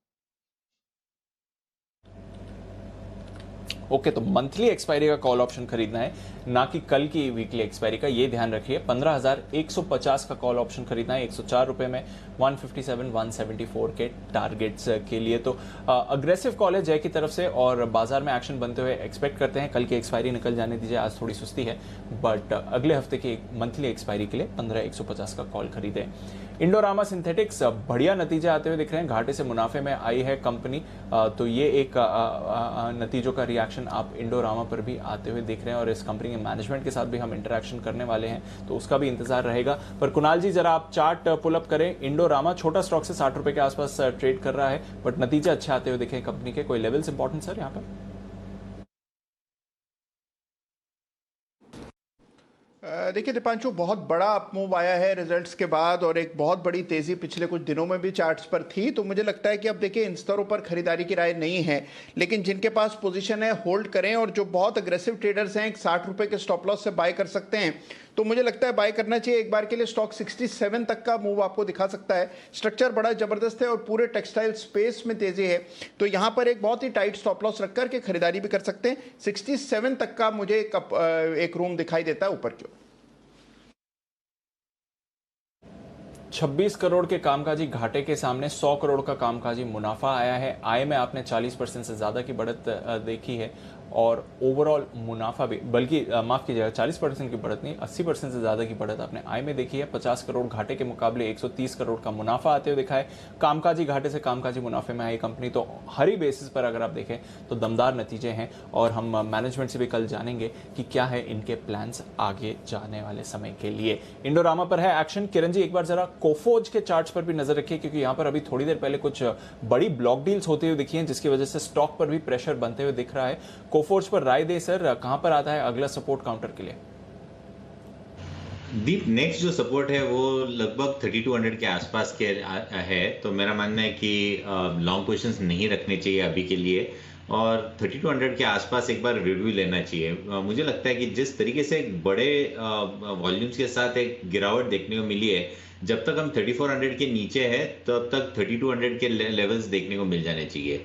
3400 एक बहुत बड़ा बैरियर बन के खड़ा रहेगा आते दिनों के लिए। बिल्कुल, तो कोफोर्ज पर रखिए नज़र। 3200 का लेवल जो किरण जी कह रहे हैं काफ़ी इंपॉर्टेंट है और ये लगभग 6.25 लाख शेयर्स की ब्लॉक डील्स हुई थी और हमने देखा थोड़ी देर पहले स्टॉक में भी काफ़ी भारी गिरावट हुई थी जब ये एक्शन हुआ था। चलिए फिर क्लोजिंग की तरफ मूव करते हैं। 15,000 के लेवल क्लोजिंग के करीब बाजार होल्ड करते हुए दिख रहा है, पर लगभग दिन के निचले स्तरों पर क्लोजिंग हो रही है। कोई भारी गिरावट नहीं हुई है। 2 दिनों की दमदार तेजी के बाद हल्की मुनाफा वसूली आज बाजार में आपको जरूर आते हुए दिखी है। 1% से कम की गिरावट है निफ्टी पर और बैंक निफ्टी भी 1% से कम की गिरावट पर क्लोजिंग की तरफ जाते हुए दिख रहा है। कोल इंडिया आज का स्टार 3.5% ऊपर, ये काउंटर आपको आते हुए दिखा। आईओसी एचपीसीएल यहां पर भी खरीदारी होती हुई दिखी। बीपीसीएल थोड़ा सुस्त जरूर था। फार्मा में हमने देखा सन फार्मा और सिप्ला काफी एक्टिव रहे। यूपीएल एक और नया लाइफ हाई 800 के ऊपर ये काउंटर आपको जाते हुए दिखा। बजाज ऑटो, टेक महिंद्रा, विप्रो और डॉक्टर रेड्डीज में हल्की खरीदारी रही। रिलायंस की तरफ से भी थोड़ा सा सपोर्ट बाजार को आते हुए दिखा। पर नतीजों के बाद कमजोर हुआ टाटा मोटर्स 5.5% नीचे और बाकी ऑटो स्टॉक्स पर भी प्रभाव आपको आते हुए दिखा। एमएनएम पर 2% की गिरावट आती हुई दिखी। मारुति सुजुकी भी लगभग 0.5% की गिरावट के साथ ही ट्रेड कर रहा था। एचडीएफसी लिमिटेड यहां पर लगभग 2% की गिरावट थी। भारतीय एयरटेल लगातार दूसरे दिन ये स्टॉक सुस्त होते हुए दिखा है। बजाज फिनसर्व पर गिरावट और दिग्गज फाइनेंशियल बैंक्स पर भी आपने वीकनेस देखी। आईसीआईसीआई बैंक, कोटक बैंक और एचडीएफसी बैंक यहां से गिरावट आती हुई दिखी। आईटीसी यहां पर भी कमजोरी थी और एचयूएल ने भी बाजार को सपोर्ट नहीं करा, जिसकी वजह से हमने देखा कि लगभग 90 पॉइंट्स नीचे निफ्टी बंद होते हुए आपको दिख रहा है। वायदा कारोबार की बात करें तो कोल इंडिया के अलावा पेज इंडस्ट्रीज में अच्छी खरीदारी रही। यूनाइटेड ब्रूरीज पर अच्छा बाउंस बैक दिखा। एलएनटी इन्फोटेक, आज सुबह श्रीकांत जी बात कर रहे थे इस काउंटर की, अच्छी खरीदारी दिखी। बीएचईएल पॉसिबिलिटी है कल शायद वायदा कारोबार के बैन से बाहर आ सके, उससे पहले स्टॉक पर एक्शन बना। अलेम्बिक फार्मा में भी तेजी थी। लुपिन पर खरीदारी रही। Godrej properties, Apollo hospitals, Pidilite industries, Bosch, साथ ही बाटा, बालकृष्णा और टोरेंट फार्मा जहां पर भी आप नतीजों का रिएक्शन दे रहे थे, अच्छी खरीदारी आज बनती हुई दिखी। दूसरी तरफ पीआई इंडस्ट्रीज नतीजों के बाद 6% उठा ये काउंटर। आरती इंडस्ट्रीज यहां पर भी नतीजों के बाद आपने 4.25% की गिरावट देखी। सेल बैन में है, 3% नीचे था ये काउंटर। पीएनबी शायद बैन से बाहर आ जाए, 2.5% नीचे। NALCO, Gujarat gas, JSW steel, NMDC, InterGlobe aviation और ट्रेंट, साथ ही एमएनएम फाइनेंस, यहां पर भी आपने कमजोरी बनते हुए देखी है। तो वीकनेस कुछ और वायदा कारोबार के स्टॉक से आती हुई। ऑल इन ऑल थोड़ी गिरावट वाला दिन जरूर आज आपको बाजार के लिए आते दिखा। कैश स्टॉक्स में कुछ एक्टिव काउंटर्स। बिरला कॉप 12% ऊपर, इसकी बात हम अभी कर रहे थे। रिलैक्सो फुटवेयर नतीजे आएंगे, कमाई कराएंगे, मैं हमने आपके लिए हाईलाइट किया, अच्छे नतीजे आ सकते हैं। 12% ऊपर। CSB, Catholic Syrian bank, Wockhardt, यहां पर भी अच्छी तेजी। Oberoi realty, Alembic limited, new India assurance जो आज सुबह बात कर रहे थे, और मजगांव डॉक, यहां पर भी दमदार खरीदारी होती हुई दिखी। तो अनिल जी, 2 दिन की तेजी के बाद थोड़ा गति पर ब्रेक जरूर लगाए, पर 15,000 के ऊपर प्रोविजनल क्लोजिंग निफ्टी देता हुआ और 33,650 का लेवल होल्ड करते हुए बैंक निफ्टी सर। बिल्कुल दीप, अच्छी क्लोजिंग मानी जाएगी, कोई खास दिक्कत वाली बात है नहीं। एक्शन आपके लिए ठीक है। थोड़ा ग्लोबल मार्केट्स का असर पड़ता हुआ दिख रहा है। जो एक अच्छी तेज दौड़ लगाने के बाद हल्के फुल्के करेक्शन की जो जरूरत है, वो करेक्शन बाजार आपको देता हुआ दिख रहा है, जिसमें कमजोर ट्रेडर्स थोड़े सिस्टम से बाहर होते हैं और वापस से बाजार हल्के होकर ऊपर चलने की तैयारी करते हैं। आइए बाजार बंद होने के बाद का एक्शन मैं आपको बता दूं पहले, तब तक बाजार क्लोजिंग पर आपको फाइनल क्लोजिंग भी दे देंगे। कोरोना से जंग में सरकार ने एक बड़ा ऐलान किया है और सरकार ने कहा कि भारत बायोटेक अगले 10-12 दिनों में बच्चों के लिए वैक्सीन पर क्लिनिकल ट्रायल शुरू करेगी, जिसमें 18 साल से कम के बच्चों पर जो 18 साल से कम उम्र के जो बच्चे हैं उन पर वैक्सीन का ट्रायल किया जाएगा। यानी कि सरकार पूरी तरह से अब कमर कस के इस बात के लिए तैयार हो रही कि बच्चों के लिए भी वैक्सीन तैयार हो। लेकिन बड़ा सवाल है कि बच्चों के वैक्सीनेशन को लेकर, उसकी ट्रायल को लेकर कई सारे सवाल है। कब तक वैक्सीन आएगी, क्या वाकई में बच्चों को वैक्सीन लगाने की ज़रूरत है, साइड इफ़ेक्ट्स तो नहीं होंगे, इन्हीं सारे सवालों के जवाब देंगे। हमारे साथ होंगे दो खास मेहमान, एम्स में कम्युनिटी मेडिसिन के प्रोफेसर और कोवैक्सीन के रिसर्चर डॉक्टर संजय राय साहब और मेदांता हॉस्पिटल के पीडियाट्रिक डिपार्टमेंट की डायरेक्टर डॉक्टर नीलम मोहन। इन दोनों से हम करेंगे बातचीत आज इसी मुद्दे पर। तो बच्चों की वैक्सीन को लेकर अगर आपके मन में भी कोई सवाल है, हमें लिखकर भेजें #आपकी खबर आपका फ़ायदा पर। अब बच्चों की बारी। शाम 6:30 बजे का शो होगा कोरोना से जुड़ा हुआ, लेकिन कुछ अलग तरीके का। कोरोना से जुड़े इलाज में आपको खर्चे बहुत हो रहे होंगे और इन खर्चों पर आपको लग सकता है टैक्स भी। क्या कोरोना से जुड़े हुए खर्चों का आप कहीं कोई टैक्स में छूट ले सकते हैं, राहत मिल सकती है? अगर आपके कोई कमाई है और आपने सामने कोरोना के खर्चे किए हैं तो क्या इस पर कोई छूट मिल सकती है? इन्हीं पर हम आज आपको विस्तार से बताएंगे। शाम 6:26 यानी 6:30 बजे मनी गुरु में कोरोना महामारी में टैक्स देनदारी, ये शो जरूर देखिएगा। लेकिन एक नया शो जो आप आमतौर पर वीकेंड पर देखते हैं, शनिवार को दोपहर 12 बजे बाद दुनिया की आपकी फरमाइश पर हमने इस शो को वीक डेज में भी शुरू किया है। और वीक डेज में यानी कि आज नहीं, कल गुरुवार को शाम 4:30 बजे आपको मिलेगा ये विशेष शो बात दुनिया की, जहाँ विदेशों की ऐसी दिलचस्प खबरें आपको बहुत ही बेहतरीन अंदाज में बताई जाती है और अनसुनी खबरें लेकिन बेहद दिलचस्प। तो कल के शो में भी क्या कुछ होगा, देखिए एक झलक आज अभी इसी वक्त। चीन से दोस्ती पाकिस्तान को पड़ी महंगी। कौन है रूस का दुश्मन नंबर 1? इजराइल और फिलिस्तीन के बीच की जंग का खूनी इतिहास। अमेरिका से आगे निकलने की चीन की आसमानी हसरत। और टॉम क्रूज ने क्यों लौटा दिए अपने 3 गोल्डन ग्लोब अवार्ड्स। देखिए बात दुनिया की, गुरुवार शाम 4:26 पर सिर्फ जी बिजनेस पर। इन सारी अनसुनी खबरों का आनंद आप उठा पाएंगे कल शाम 4:30 बजे बाद दुनिया की में। आइए फाइनल क्लोजिंग आपके सामने रख दी जाए कि आज बाजार किस तरह से बंद हुए। 15,030 15,040 की हम बार बार बात करें, उसके बेहद करीब जाकर बंद हुआ है 15,030 पर। निफ्टी 77 अंकों के नुकसान के साथ। क्लोजिंग ऐसी जगह होती है कि आपको लाइफ में कंफ्यूज रखती है। अब कल क्या होगा, या बहुत ज़्यादा ग्लोबल खराब हो तो एकदम नीचे और थोड़ा भी ऊपर हो गया तो एकदम ऊपर। तो बिल्कुल एग्जैक्ट अहम लेवल के नजदीक 15,040 का लेवल है, उसके बेहद करीब बंद हुआ है बाजार। और 33,700-725 का लेवल है बैंक निफ्टी पर, उसके बेहद करीब बंद हुआ है बैंक निफ्टी 33,685 पर 237 अंकों के नुकसान के साथ। और 290 अंकों का नुकसान रहा है सेंसेक्स में 49,900 पर। यह है आपके लिए आज की क्लोजिंग। तो भले ही बाजार सीमित दायरे में रहे हों, लेकिन स्टॉक स्पेसिफिक एक्शन बाजार में आज फिर से भरपूर रहा है। विदा लेने का वक्त है हमारे सभी मेहमानों से। वागले साहब, आशु सर, कुणाल जी, राकेश जी, जय ठक्कर, किरण जी, आप सब लोगों का बहुत बहुत शुक्रिया हमारे लिए वक्त निकालने के लिए, क्लोजिंग शो में हमारा साथ देने के लिए। कल तो वायदा कारोबार की एक्सपायरी का दिन है, गुरुवार। Okay, wonderful. तो आशु सर, जो आज आपकी कंप्लेंट थी कि बड़ा बोरियत वाला दिन था, उम्मीद कर कल तो एक्शन रहेगा, कल तो एक्सपायरी का दिन है, उसके लिए तो आप तैयार हैं? बिल्कुल तैयार है अनिल जी, एंड होप करते हैं कि कुछ होना चाहिए। बट मुझे लगता है कि अनिल जी जो मंथली एक्सपायरी है ना, जो फायरवर्क्स देखने को मिलेंगे उसमें मिलेंगे। वाह, लेकिन इस बीच एक काम और आप कर सकते हैं। हाल ही में जो आपने किया है, कैश मार्केट के स्टॉक्स पर जो नज़र डालनी शुरू की है, कृपया वहां पर आप नज़रें बनाए रखें और डालें, क्योंकि वहां पर एक्शन भरपूर है। और फिर अगर आपकी नज़र किसी स्टॉक पर पड़ जाए तो फिर तो कहना ही क्या। तो एक्शन अगर इंडेक्स में कम नजर आए तो इंडेक्स के बाहर, एफएनओ स्टॉक्स के बाहर भी ज़रूर आप अपनी नज़र डालें, तो बहुत कुछ एक्शन आपको वहाँ मिलेगा। आपकी अच्छी पिक्स हमारे दर्शकों को भी मिलेगी। फिलहाल आप सभी से लेंगे विदा। मुझे और दीप को दीजिए इजाज़त। बने रहिए हमारे साथ जी बिजनेस पर। नमस्कार।